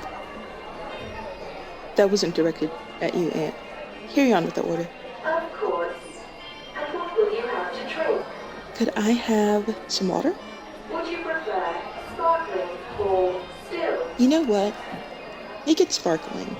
And let's go with the 425 milliliter option. Thanks. Your order coming right up. You're so judgy. Can't even let someone order in peace. Well, nobody can have as impeccable taste as I do. Sherbet, powder, in, soda zero? Nor as discerning taste buds. The bitter sour flavor? Listen, I'm so sorry your constitution isn't strong enough to handle anything beyond a mild spice level, but I'm just built better. Oh, you're so full of it. Enjoy your meal. Hardly. I haven't even opened up my lasagna yet, let alone those promised bakery bars. Well, I'm not taking them out yet. Once we're done, I'll give you whatever flavors are in there. They better not have gotten crushed in your pack again. Look, potato grain chips are so flimsy to start with anyway. More like potato grain crumbs. They'll be fine. They're at the top of my pack. Good to hear. Honestly, you're so flaky. Ha ha. You know you love me. I do. I shouldn't, but I do. Speaking of flakes, we might have more pressing matters to attend to. Pressing matters to attend to. You sound like your dad when you say it like that. Hush. Did you see Harvey on your way down here? No, I didn't. But I almost didn't see you either, which, I mean, is pretty easy at your height. So why don't you use that superior height of yours to go look for them now? I have been. I don't see them anywhere. Aunt, call Harvey. Calling. Harvey, firework emoji. It's been 20 minutes by now. By my watch, at least. Yeah, and even if they were too wrapped up in something, their boss would have chased into the break by now as well. Remember that time? Which time? There are so many. I'm sorry. The person you have called is unavailable. Please try again later. Yeah, I've been kind of worried about that actually. They didn't pick up. Do you want to try on your Rs? Mine's charging right now. Both of them? Why don't you just put one in?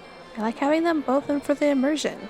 Was it music or podcast this time? Just a playlist to keep you focused on monitoring energy levels.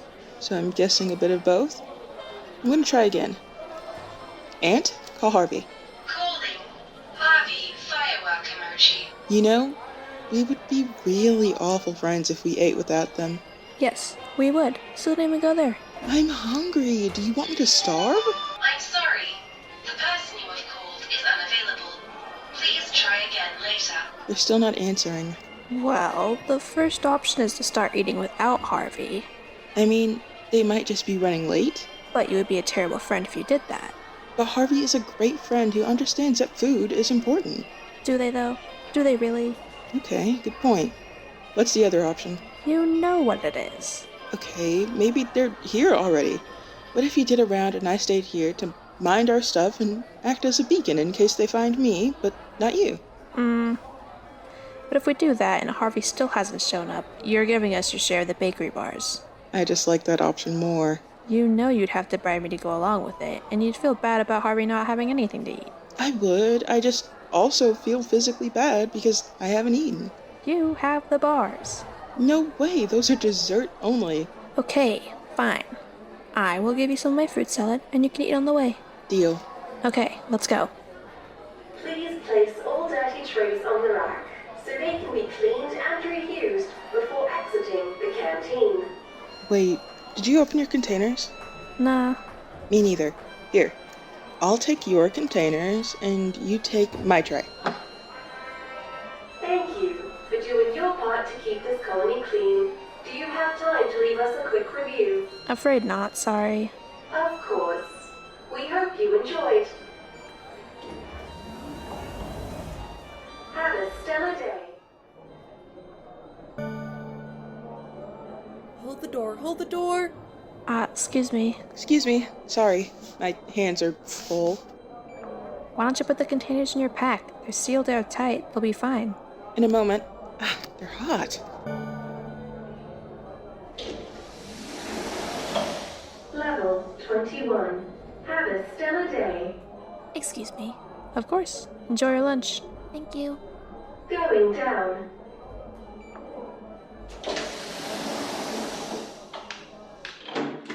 Remind me, what floor is engineering? Just a moment. Oh, thank God. It's a few floors. Sub-level 15, please. Going down. If you're worried about your footing, please hold on to the railing now. And remember, if your ears pop, yawning will help. You can also request a speed adjustment at any time. Oh, it was Pfeffernuss. Huh? The other flavor bar I couldn't remember earlier. Ah, nice. What do you plan on doing later, since your dad isn't home and all? I'm not throwing another party if that's what you're asking. Daddy's upgraded the bioscanner again. It'll pick up if I'm with more than one signature. You have to ask him if it's okay to have friends over? He's gotten really worried about security. I guess something big's happening at work that nobody's allowed to know about. Oh, yes, government transparency and all that. I'm sure there's a reason.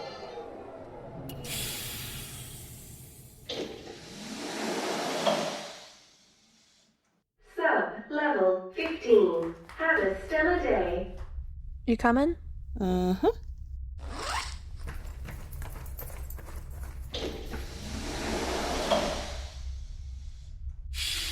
Going up.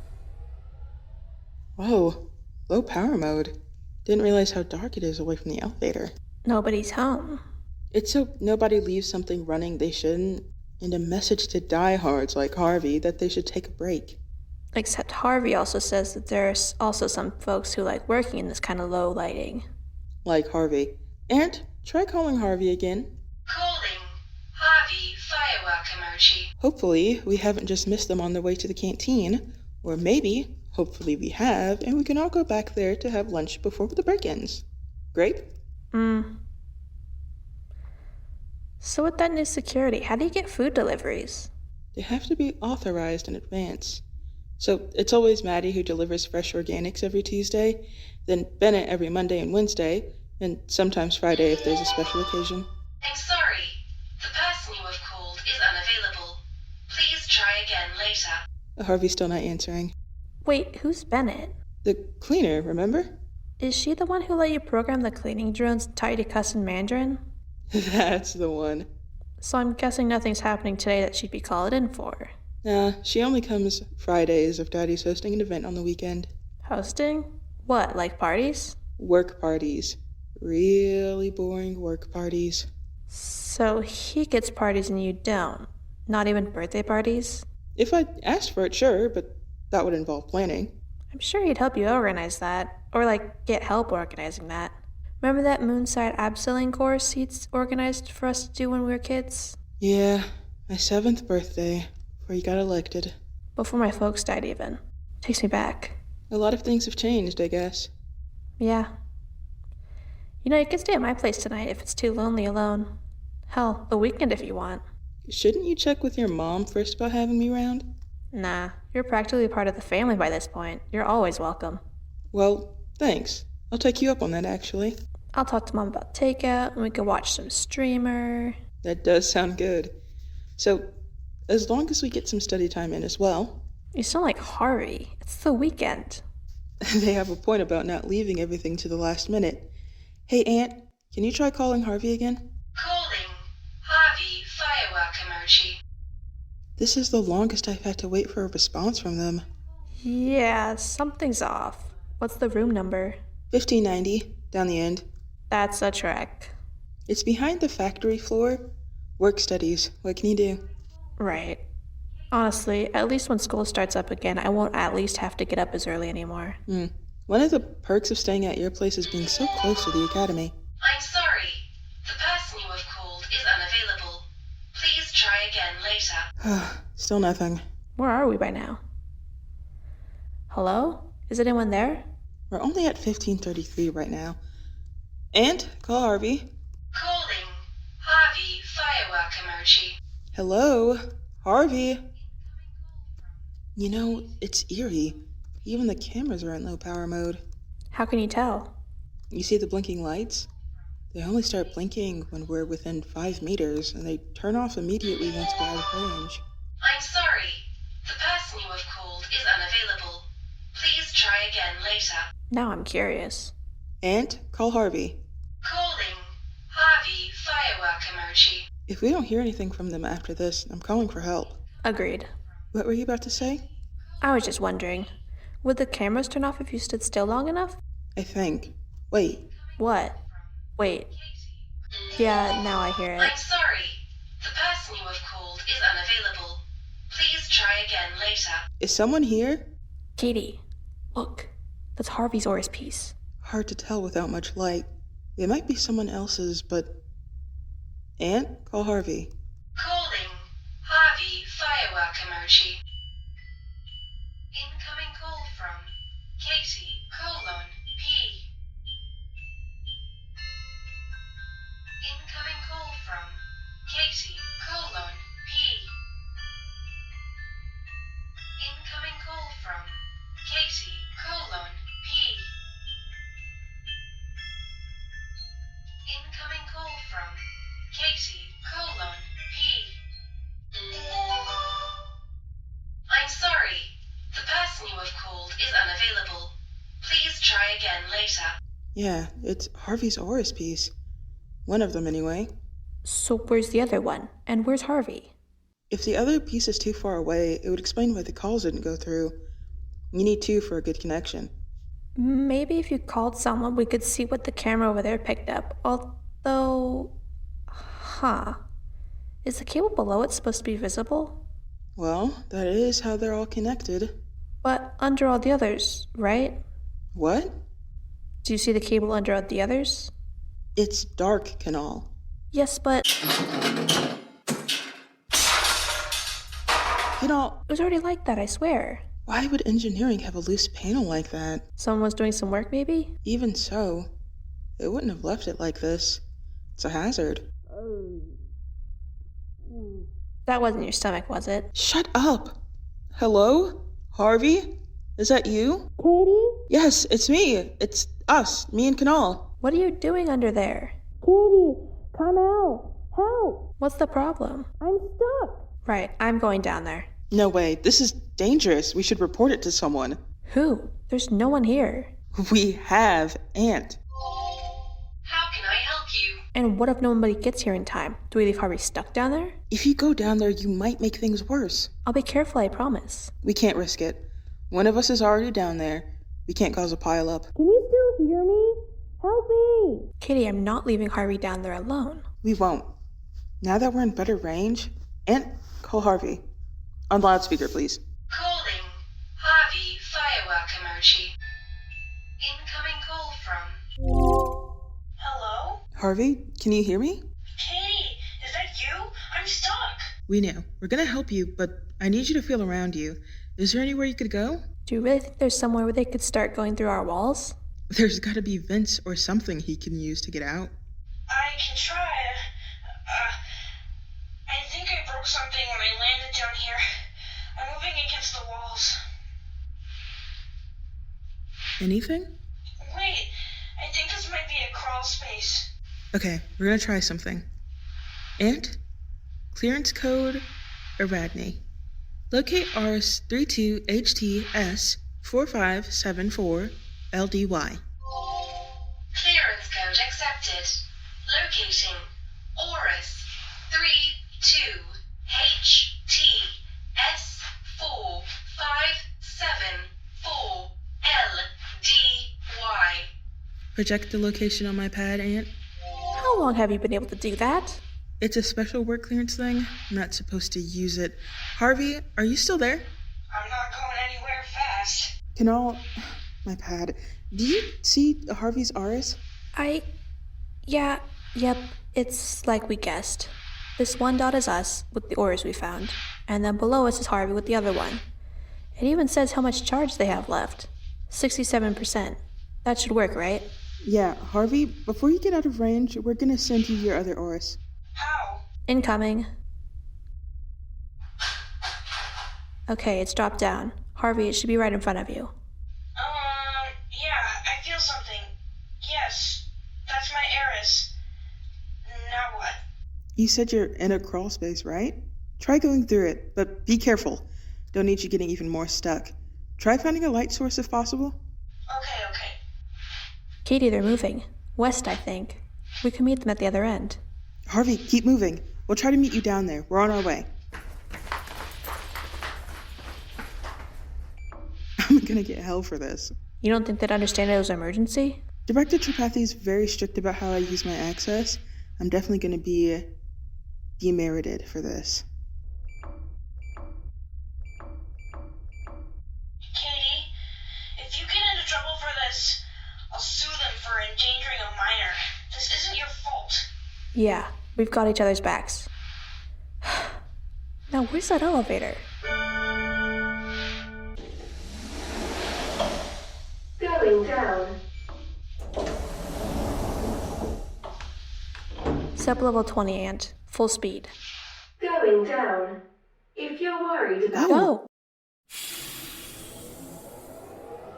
How are you doing, Harvey?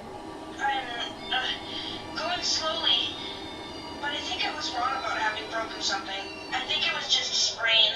That's something, at least.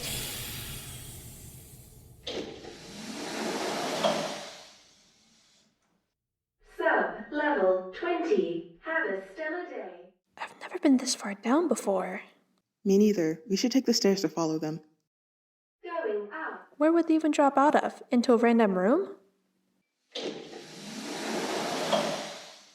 I have no clue. I've never seen or talked to anyone down here. It might be out of my department. I'm guessing the setup is the same as usual? Workstations, calculation room, computers? Assuming the blueprint for all the floors is the same, and that Harvey's going through the vents, they should drop down in the calculations department.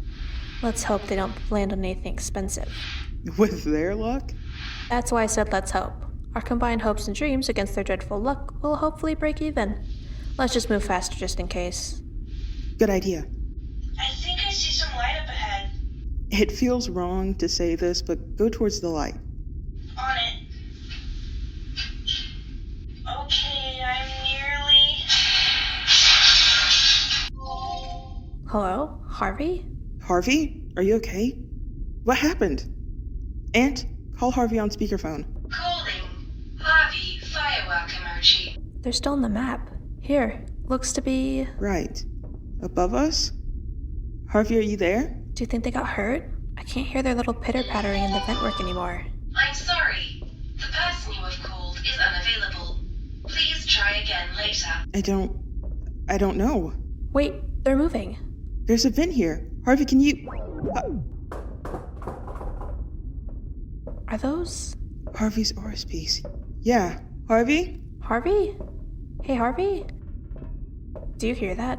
Hear what? Harvey? No, I think someone else is down here. Shit. Yeah. Should we go see who it is? Maybe ask them for help? No. Harvey's gone via the walls. You've used special work privileges for totally ordinary personal activities, and we've told absolutely no one what we were up to like we're trained to do. We need to vanish right now. Fuck, you're right. Where would we even go? They could be here any second.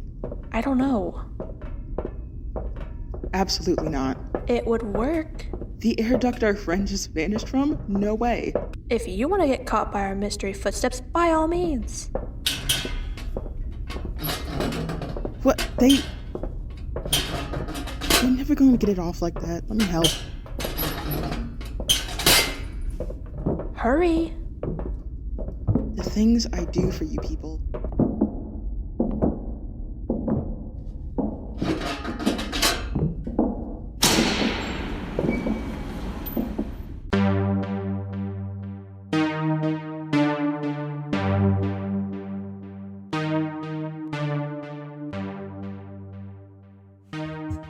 Silver Deity was written by Fish, Maddie Sturmer, and Sarah Rosina Winkler. It was edited by Maddie Sturmer with music by Sarah Rosina Winkler. It featured Fish as Katie and Director Tripathy, Maddie Sturmer as Canal and Elevator Worker, Simone B as Harvey, Sarah Rosina Winkler as Ant and Canteen Worker. This pilot's cover art was created by Fish. Thank you for listening.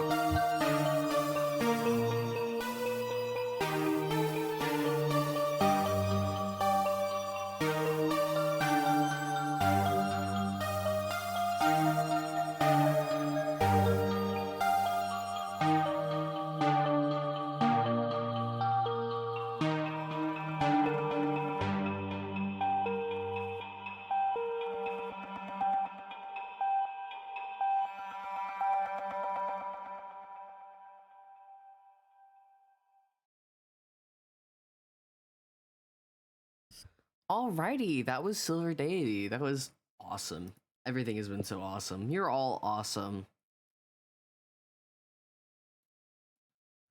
Yeah. And that cliffhanger. Ooh. I know. Did they say they were planning on continuing the show? I don't recall. Sorry. Let me check. I think it might be undecided. They're I'll double undecided. check. Undecided. Yeah, they're currently undecided, but I think many people have strong opinions about that in chat. They need to know what happens to Harvey. I do too. How many episodes have we gone through? So this is the second run through. Like we did our first 6 this morning, and we've already done 3 today. Or 3 right now, which we're about to spin for the next one. Yippee! Free Harvey 2025. I agree. Yeah. Let's go ahead and spin and see what we're gonna get. Bye-bye, dragons. All right. Mrs. Audley. Pretty sure that's how that's said. That would make the most sense. I'll go ahead and pull this one up and get ready to read it. All right. Mrs. Audley yes. will be expanded into a show, and it is a drama mystery.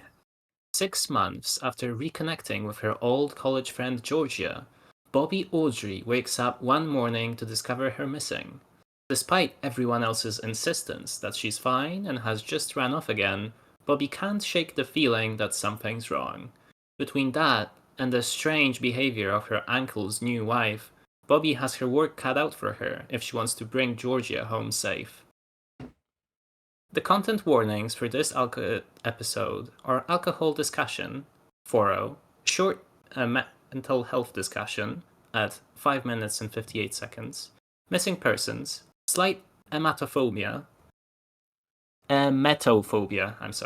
mentioned only, and 3:58 to 4:07 minutes. The transcription link should be in chat either right now or shortly. As for the description of the cover art, it is a cutout magazine style. There are cutout magazine style letters reading Miss Audley. The background is an illegible letter. There is a lime slice at the bottom right hand corner. The length of the episode is 10 minutes and 24 seconds. All right. Without further ado, this is Mrs. Audley.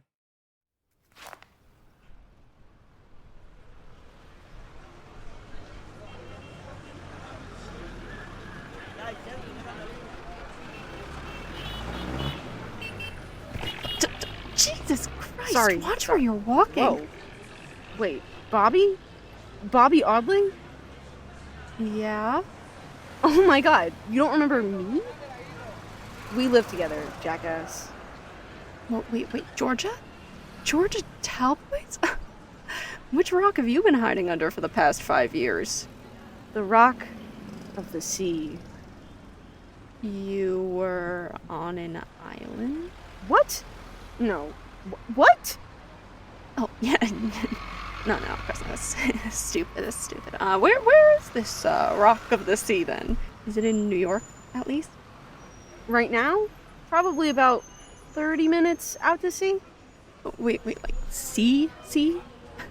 That accounting degree took you to some weird spots, I guess. I never actually used the degree. After spending 2 years looking at my window curtains, I finally decided that life's too short. So I got a job on a cruise ship, and I spent the last 3 years traveling. Wow. I should have known that you would never sit still for long. Yep, that's me. Always on the go. Always making those impulsive decisions. Hey, how's Albie? I haven't seen that kid since I last saw you. Yeah. Oh, he's alright. Turning 21 in just a few months, if you can believe it. God. Yeah, if he was 16 when we graduated. I feel old. He's already made me promise to be at his birthday party. I'd hoped the cool older cousin thing would have worn off by now. I genuinely think I'll be the only one over 25 there. At least you'll get hammered? My body can hardly handle 3 glasses of Prosecco. I am not getting hammered. Hey, how would you feel about not getting hammered together? It's not your party. Are you even allowed to extend those kind of invites? Come on, Albie loved you back in college. I'm sure he'd be thrilled. Bobby, it's just... I can't even afford a shot of vodka. I've got literally nothing except the shit in my backpack and $6,000 maybe in my bank account. Well, that's perfect. We'll have a better excuse to not get hammered. I guess. Hey, why don't you crash at mine for a few days? Get back on your feet a little, maybe? That'd be great, Bobby. I mean, a few days couldn't hurt, right?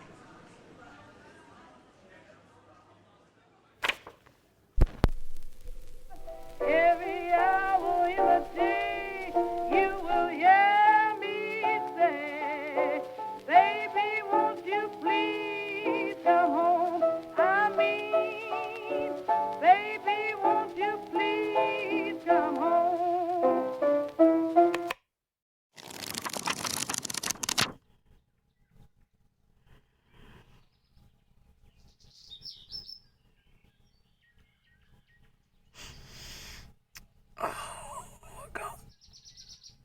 Oh no. Oh shit. Oh, I said I wasn't gonna get hammered. Oh my god, oh shit. Okay. Good. Alright.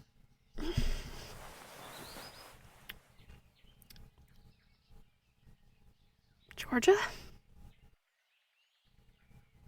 Alright, okay. If she's gotta be here somewhere. Alright. Here we go. Okay. Oh, no. Okay. I'm not gonna throw up. I'm an adult. I'm an adult. I'm not gonna throw up. Okay. Okay. Alright, I am never drinking again. I'm never drinking again. Okay. Alright. And everyone else passed out in here. Alright, let's see. Georgia? Georgia, are you in here? Caesar, shh, baby, people are sleeping. People are sleeping. Shh, shh, shh. Okay.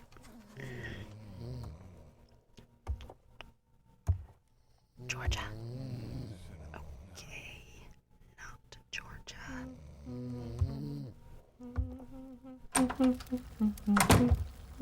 Albie? Morning, Bobby. How in the world are you so cheery? You drank like everything last night. I have a high tolerance. Eggs? It's your birthday. Why are you offering to make me eggs? Yes, I want eggs. That's what I thought. Whose apartment are we in? Mine. We debated where to go for a while. I'm shocked you don't remember. I don't remember anything that happened after 11. Damn, you really have gotten out of drinking if that's all it took. Here's your eggs, and there's bread for toast in the pantry and ibuprofen in the cabinet. Thanks. Hey, have you seen Georgia anywhere? Not since last night. I thought she would have been with you. You two have been tied at the hip for months. If she's here, she wasn't with me. She'll turn up. Or she won't. You know how she is. Maybe she went back to your place. That's a long way to go, especially after drinking, and I don't know, she's been so depressed lately. Bobby Audley, don't tell me that you're concerned about something. It's just not like her. Look, I know you think the world of her, but this is like her. This is exactly like her. She's probably signed up to be a roadie. Hell, maybe she's even joined the circus. She can't sit still. She wouldn't leave me without saying goodbye. She had no problem leaving Helen with no goodbye. That's not... I love Georgia. She's great. But she's also the most restless person I've ever met. Give her some time. I'm sure she'll come back, okay? Sure. Yeah. Hey, I know what will take your mind off of it. Come to my birthday dinner tonight. I thought that was just supposed to be you and your dad. It was, but now he's bringing his new wife. He got married again? You'd know that if you ever checked your mail. Anyway, she's the worst, and I need backup. Not even Caesar likes her. Damn. I thought Caesar liked everyone. So did I. And yet, he can't stand her, and neither can I. She's so snooty and thinks she's better than everyone. Plus, she's like your age. People keep asking if she's my sister. I don't think she even likes my dad. I think she just likes his money. So much like every wife he's ever had. You don't get it, Bobby. She's weird. Like, actually weird. All right. I believe you. Please say you'll come tonight. I don't want to deal with her alone. I don't know, Albs. Please, Bobby, please. Fine. I'll go. Thank you. Maybe it won't be a complete slog now. Whatever, Drama King. Finish making your eggs. I'm gonna try calling Georgia. Georgia, where did you... The number you have reached is not in service. This is a recording. Huh.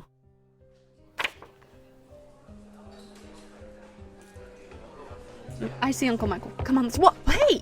Over here. What are you doing? Albie, I can't go into the bathroom with you. That's not what I... Never mind, we're just standing outside them. It's Fine. What are we doing over here? Sorry. I just had a great idea for how we can get rid of her. Who, your stepmom? She's not my stepmom. She's just my dad's wife. Which would make her your stepmom. Drop the semantics, Bobby. Okay, so what are we doing here? You should talk to my dad about it. What? Tell him that she's not good for him. Everything I've been telling you. He trusts you, and maybe hearing it from at least one other person will get him to let it go. I really don't know. I haven't even met her. Please, Bobby. I can't stand living in the same house as her anymore. What are you guys doing? Whatever. Lucy, this is my cousin Bobby. Bobby, this is Lucy. Or, if you're feeling fancy, Mrs. Audley.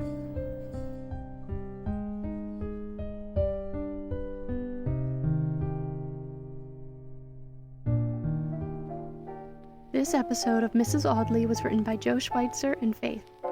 The voice of Bobby Audley was Joe Schweitzer. The voice of Georgia Talboys was Faith. The voice of Albie Audley was Jamie Yermish. Mrs. Audley is an adaptation of Mary Elizabeth Braddon's Lady Audley's Secret, which is a work in the public domain. Thank you for listening.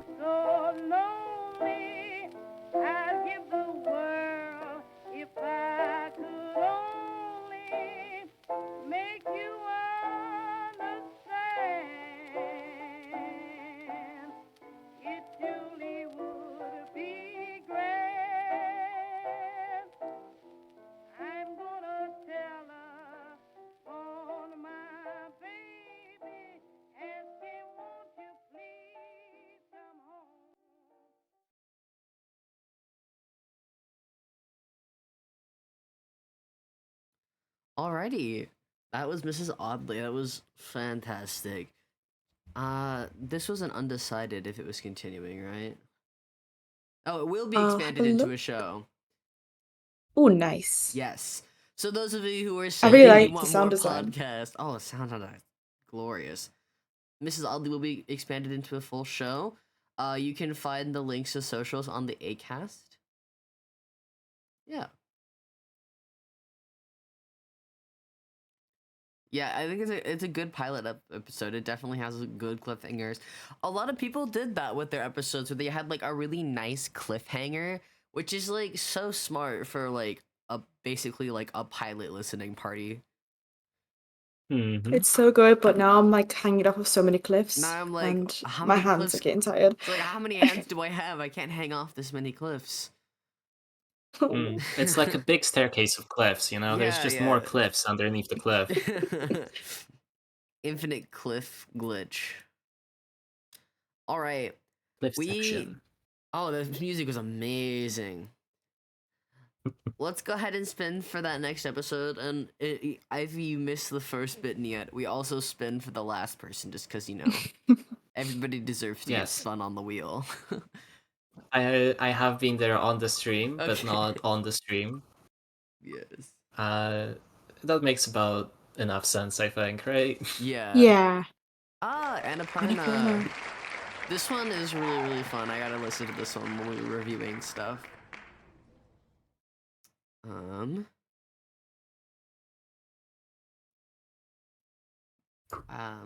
I will read Annapurna. I could find it on the. There we go. Annapurna will be expanded into a full show. It is a genre of horror. 5 amateur mountain climbers set out to leave behind the monotony of their lives and climb to the top of Annapurna Mountain. However, they may have bitten off more than they can chew, and as the journey gets harder, they realize they may have taken their cozy lives for granted. There were no context warnings provided. There is an Annapurna transcript that will be sent over shortly. Cover art description. Let me actually put the cover art up. A brightly colored poster showing a mountain surrounded by wilderness and sparsely placed trees. Text reads, "Greetings from Annapurna. Take a chance. Climb today." The poster is torn, revealing behind it a glimpse of a darker colored version of the mountain with lightning striking it. This episode is 11 minutes and 44 seconds long. So let's Without further ado, jump into Annapurna.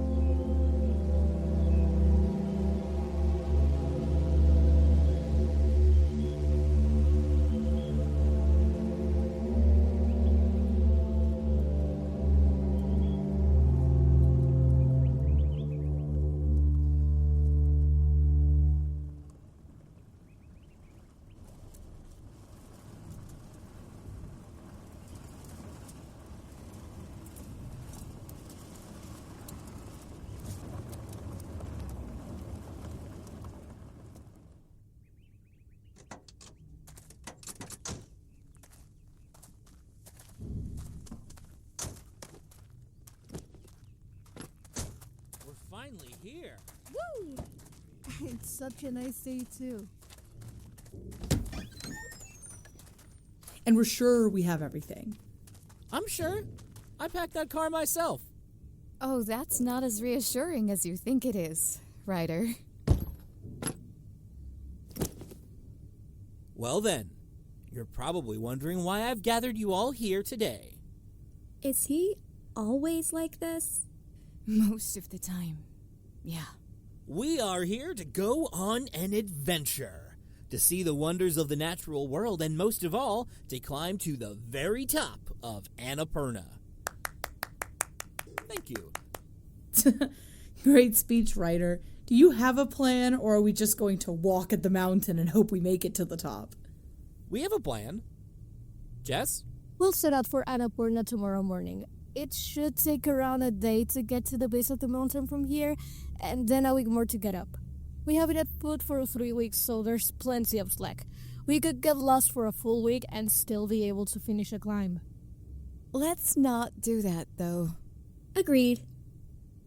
Do we have a map or a trail to follow? Well... Nope. We're blazing our own trail. Is that safe? Probably. We've got Jess. We'll be fine.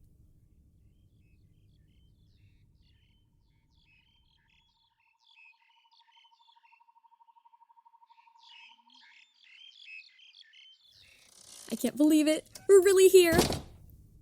Yeah. It's unbelievable. You don't sound excited. It's just... this... well, it seems so dangerous. You've never done anything like this before, Grace. If we go by that logic, you'd never do anything. Ah, Grace, you know what I mean. Are you sure you want to do this? I'm not in high school anymore. I have to be an adult now, and that means leaving the house and not relying on Mom and Dad anymore. Who knows, Audrey? Maybe I am a mountain climber. Besides, this can't be that dangerous. You're probably right. Just promise you'll stay safe. For me? Okay, I promise. Are you sure you want to be here? No. No. I'd rather not. But as long as you're here, I'm going to be here. You don't have to do that. I do, though. You're still my responsibility. I can take care of myself, Audrey. I'm an adult. Barely. Audrey! Hey. Got some dried rations for the both of you. Wow, such a nice cabin. It really is. Honestly, I'm not sure why we aren't just staying here. Come on, Morgan. Don't you want to go out and have an adventure? Isn't that why you're here? I'm here because Audrey begged me to come. Am I the only one who actually wants to climb this thing? Hey, if I'm gonna be stuck out here with Ryder and you, I'll need someone to keep me sane.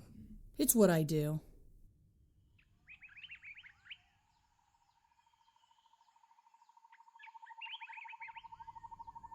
Do you want the tents, Jess? My bag's pretty full. Can you fit them in Morgan's bag? Can do. Hey, we have the climbing gear, right? I got it. I think that's everything. Ryder, are you sure this trip is safe? I've been doing some digging and... It's fine. Listen, I did my research. Just because most people go up the other side doesn't mean our route isn't safe. I know you're sure, but you've never done this before. Trust me. I know what I'm doing. Okay. I trust you. Good.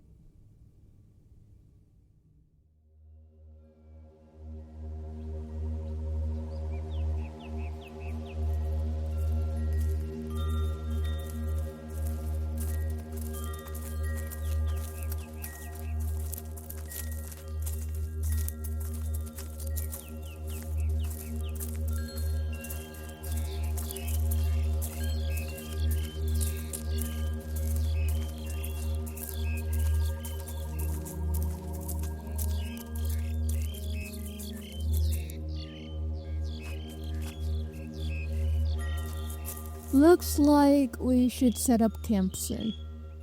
Come on, we're almost there. We can walk another, 3 miles? It's getting dark, though. All right.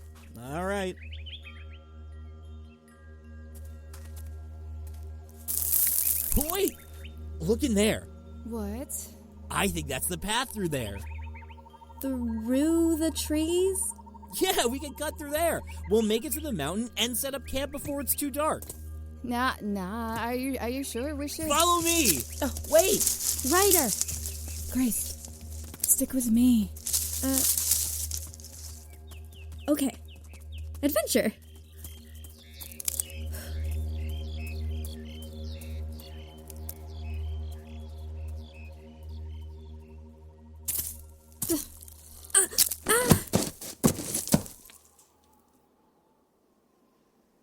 Oh.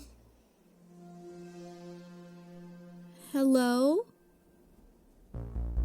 Audrey? Morgan? Where were they going? This way?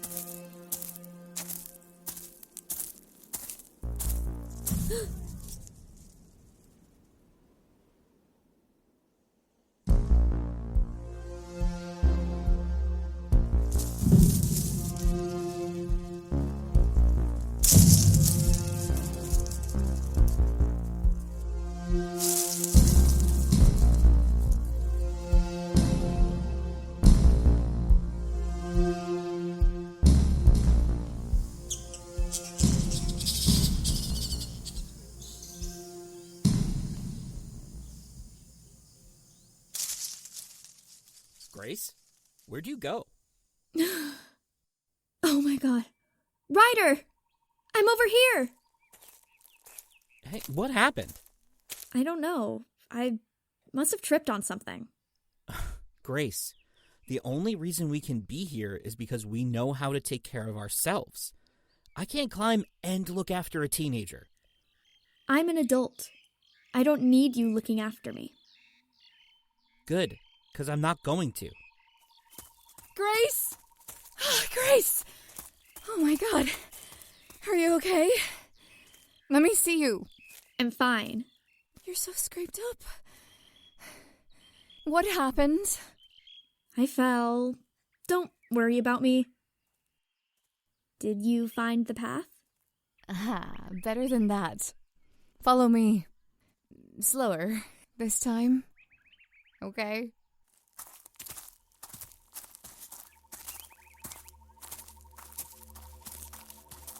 Whoa. Here it is. The mountain awaits.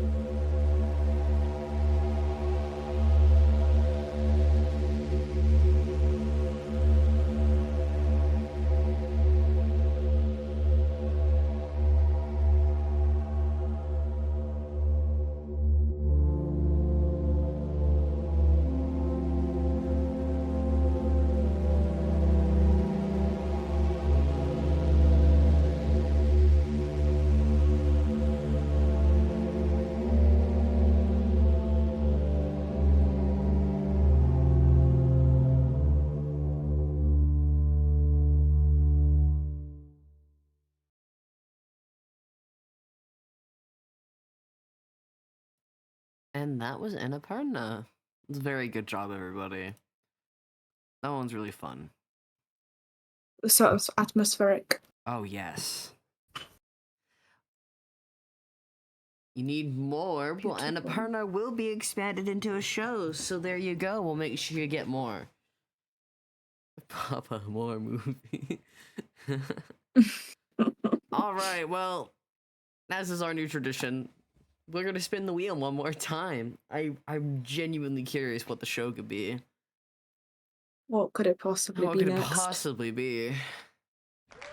Yay!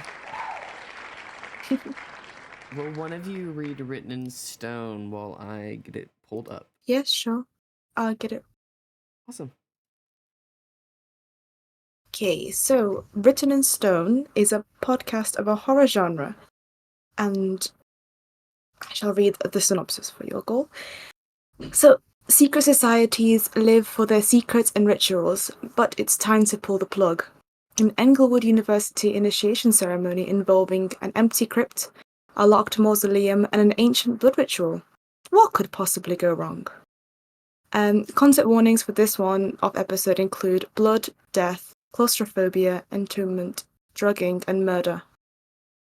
And the cover art description is a grayscale image of hands pressing through to the other side of a stone wall as if it were fabric.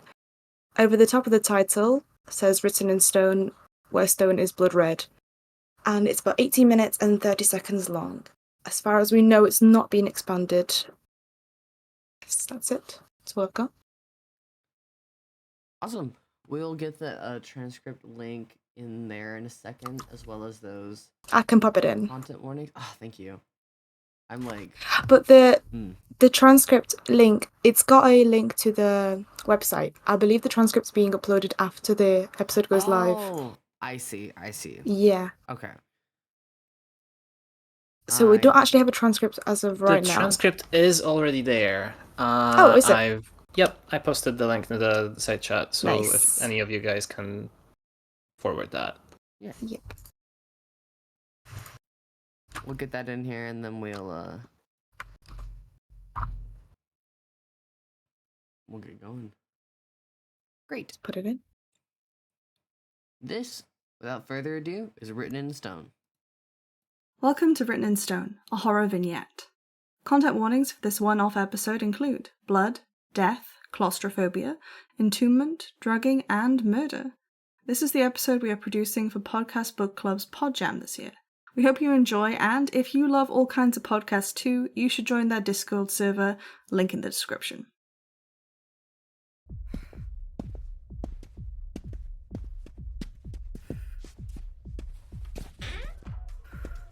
Are you okay?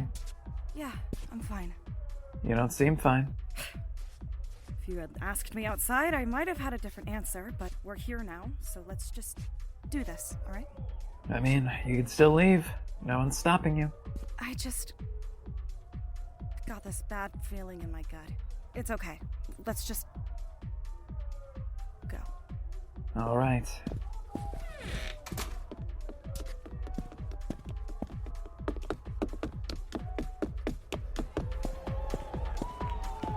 Hey, there he is, the man of the hour.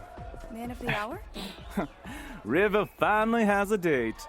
Who are you, and where have you been hiding? Alma. I'm not usually much of a partier. That can't be true. Seriously, is he forcing you to be here? Did he pay you? Anyway, Ella, you mind grabbing River and I one? I gotta talk to him about something real quick. Guy stuff, you know? It's fine. It'll only take a second. Alright, I'll be right back, I guess. Took you long enough to get here. Yeah, well, she wanted to pregame. And? And? Did you do it? Or are we gonna have to do it? Yeah, I did it. Well then, I better get my speech ready. Is it really necessary? Hey, it's not all doom and gloom rituals. Morale is important. Just get on with it then. Am I intruding? Nah, we just finished up. Thanks for the drink, babe. You're a lifesaver. You two have fun now. Still hate that guy.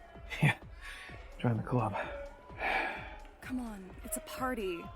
At least act like you're having fun. Right. Thanks. You good? A little dizzy. I'm sure it'll go away in a moment. Just, I don't know. I feel weird tonight. Listen. Alma. Before... Listen up, bitches! Now I know it isn't exactly a rare occasion for us to be getting hammered on the weekend. Not a Saturday goes by when we ain't living life to the fullest. But tonight, it's a bit different. It's more than just a celebration. Tonight, we remind ourselves why it is we're here.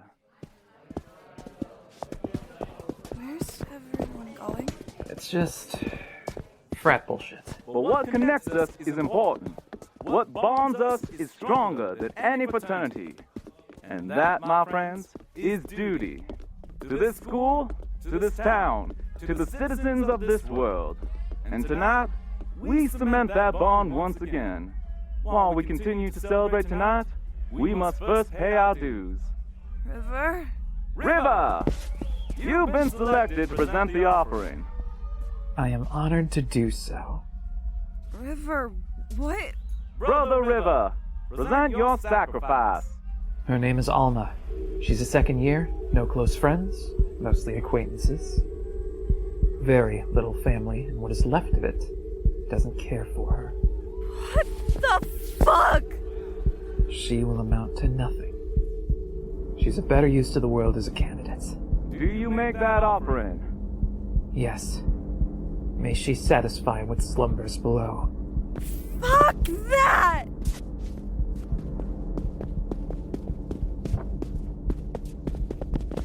Let's fucking go! Damn, River, you could not have timed that more perfectly. Just look at her. Relax, Alma. It'll all be over soon.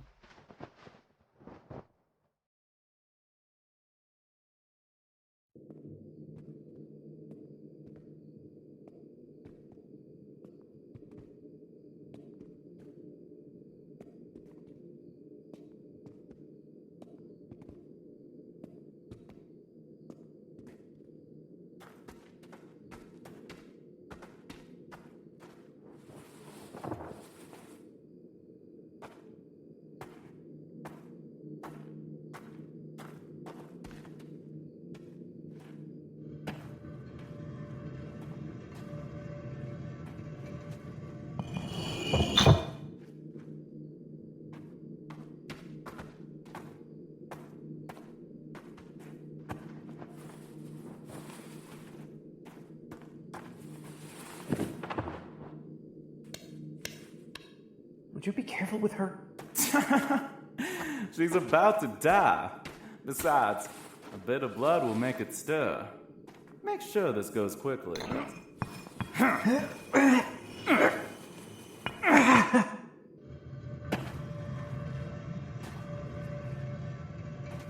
So, what now? You go back to the party. I'll stay with the offering. Go on. What are you waiting for? Your job's done. Forget about it. Enjoy the rest of the night. Why don't you go back to the party instead? You know I never liked keggers. What the hell do you want to stick around here for? You want to watch, sicko? She's my offering. Feels like my responsibility. Sure. Just one thing. You're going to hear it happen. Whether it's her screaming or it feeding. No matter what you hear in the crypt, you don't leave the spot until it's quiet. What does it sound like? Annihilation. Alright. I'll see you again when you're a new man. Remember, River, we pay our dues.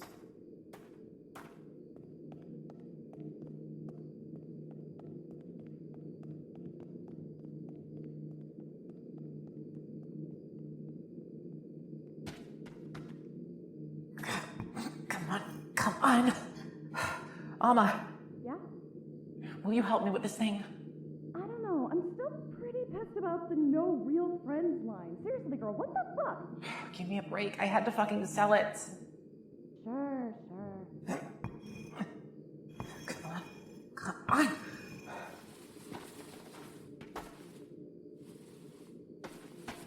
There we go. Are you okay? Jesus! Yes! I'm fine! It looked like he threw you face first. You could have rolled a little bit, you know? You wouldn't have noticed. Such a prick. Come on, let's hurry up. I want to get out of here quickly. Do you feel something? Don't know. And I'm not planning on finding out, so come on. I give you the crypt of Jonathan Whitehead. And family. Feels smaller than it should be. Still way more space than dead people need.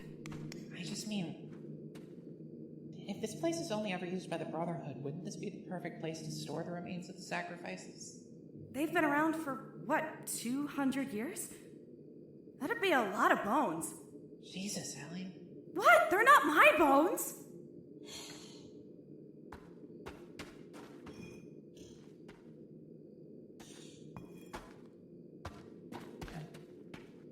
I'm not delusional, Allie. I know that if I find anything, it's not going to be him, not alive. You need to know what happened.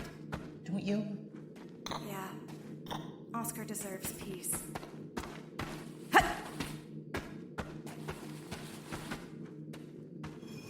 Griff? Yeah? Isn't this the necklace you got Ozzy?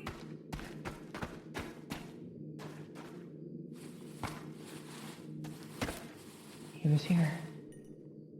But where the fuck is he? Why is he inside of this tomb? Dirt. Oh my! Bryce! Bryce, no!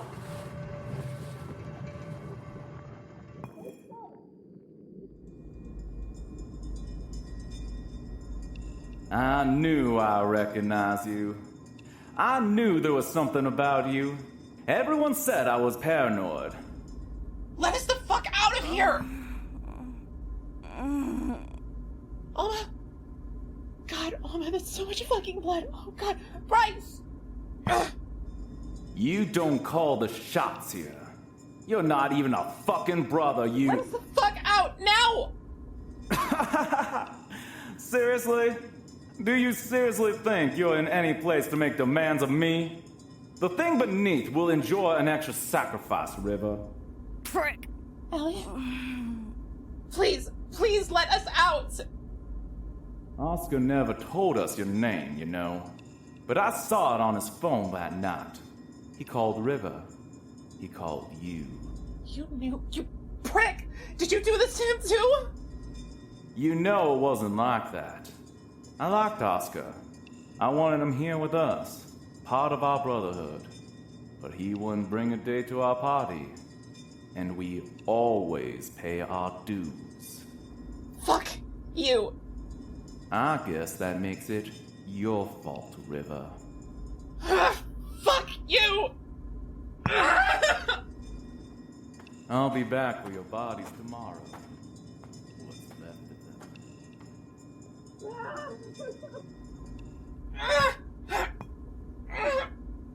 Come on! Oh, God, you're loud. Allie! Allie? Yeah? We're gonna get out of here. River. No, don't. It's gonna be okay. Okay? It's gonna be fine. What the? The thing beneath. Fuck!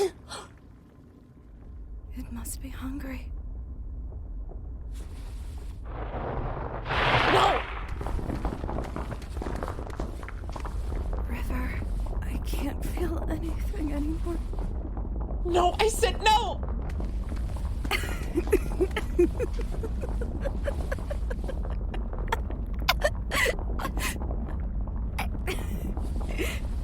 I think I'm gonna go, River. Please. It's okay. It's okay. Please. I'm not scared. Alma, please don't take her. Please. Alma!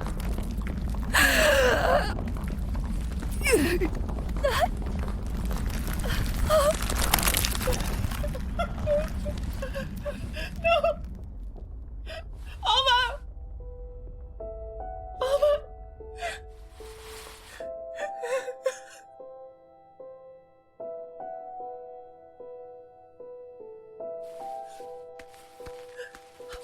Oh, fuck! Blood! Oh, fuck!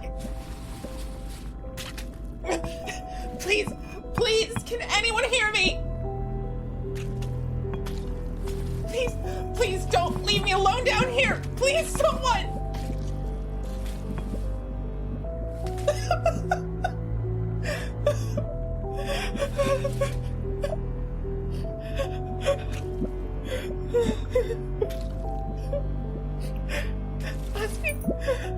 Ozzy, I'm so sorry. I just wanted to be with you again.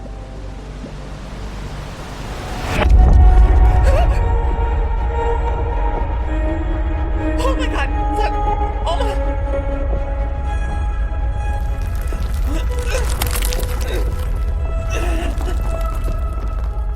Fuck. River? River, what are you okay? Ozzy? Why are you looking at me like that? You... Holy shit, I have boobs.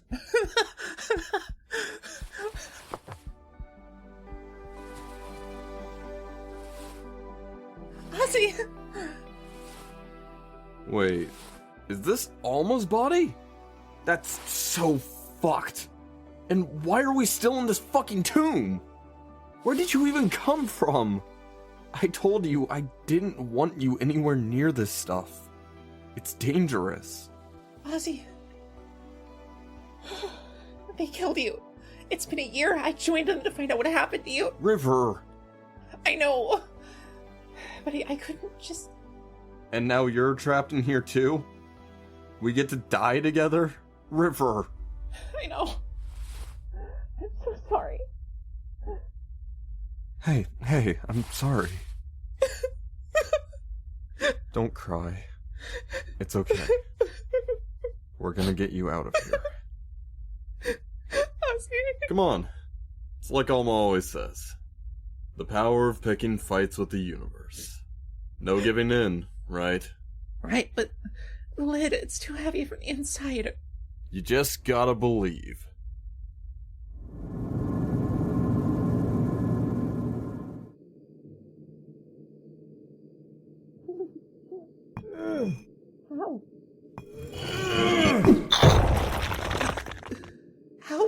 I don't think I'm human anymore.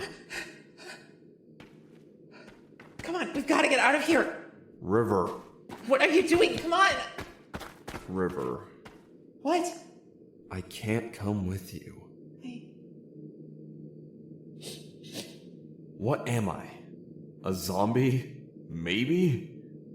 This is Alma's body, River. We both know she deserves better.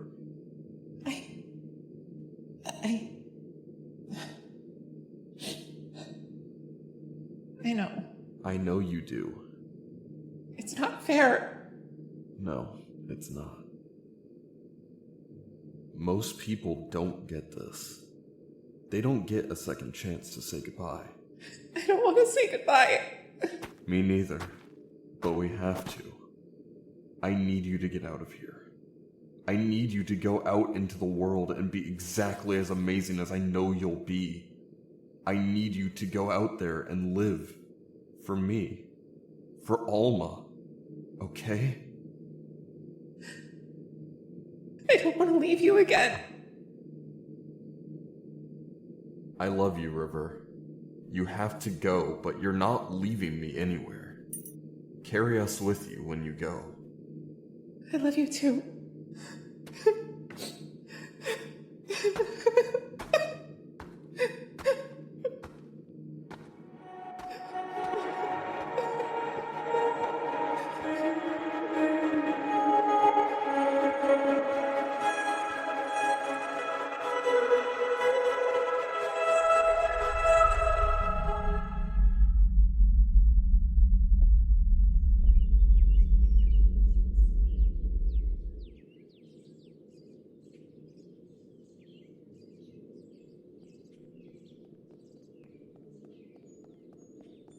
River?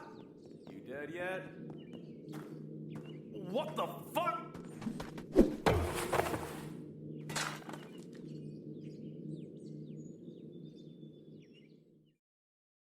Thank you so much for listening to Written in Stone. This episode was written by Dennis Altman and Hannah Brown, sound designed by A. Rose, and starred Sparrow Delgado as River, Doug Grosser as Bryce, Catherine Leister as Alma, and Shot Phoenix as Oscar. Find out more at englewoodafterdark.com.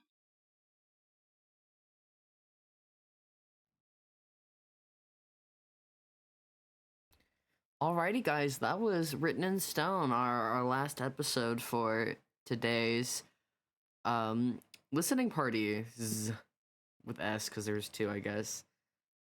That was amazing, guys. We did it. We survived. You did it. Yeah, I'm going right back to bed. Everyone did it. Yeah, so we'll be here tomorrow, same time, which is about what, 4 hours ago now, 5 hours ish now. And we're gonna listen to the last half of everything, and hope everybody can come on by and listen to some really amazing episodes. 4:30 a.m. You're dead. Oh goodness. Jesus. Get to sleep. You are a trooper. I just woke up early for this because I had to set everything up. But yep, that'll be it for today. Once again, that'll be tomorrow around the same time it was today. If you need more information about the times or anything like that, you can go to thepodcastbookclub.com, or you can go to the podcast jam announcements in the Discord server, where all the information is. Yep. All right. Thank you all so much. Have a great rest of your day. We'll see you tomorrow. Bye. Good night.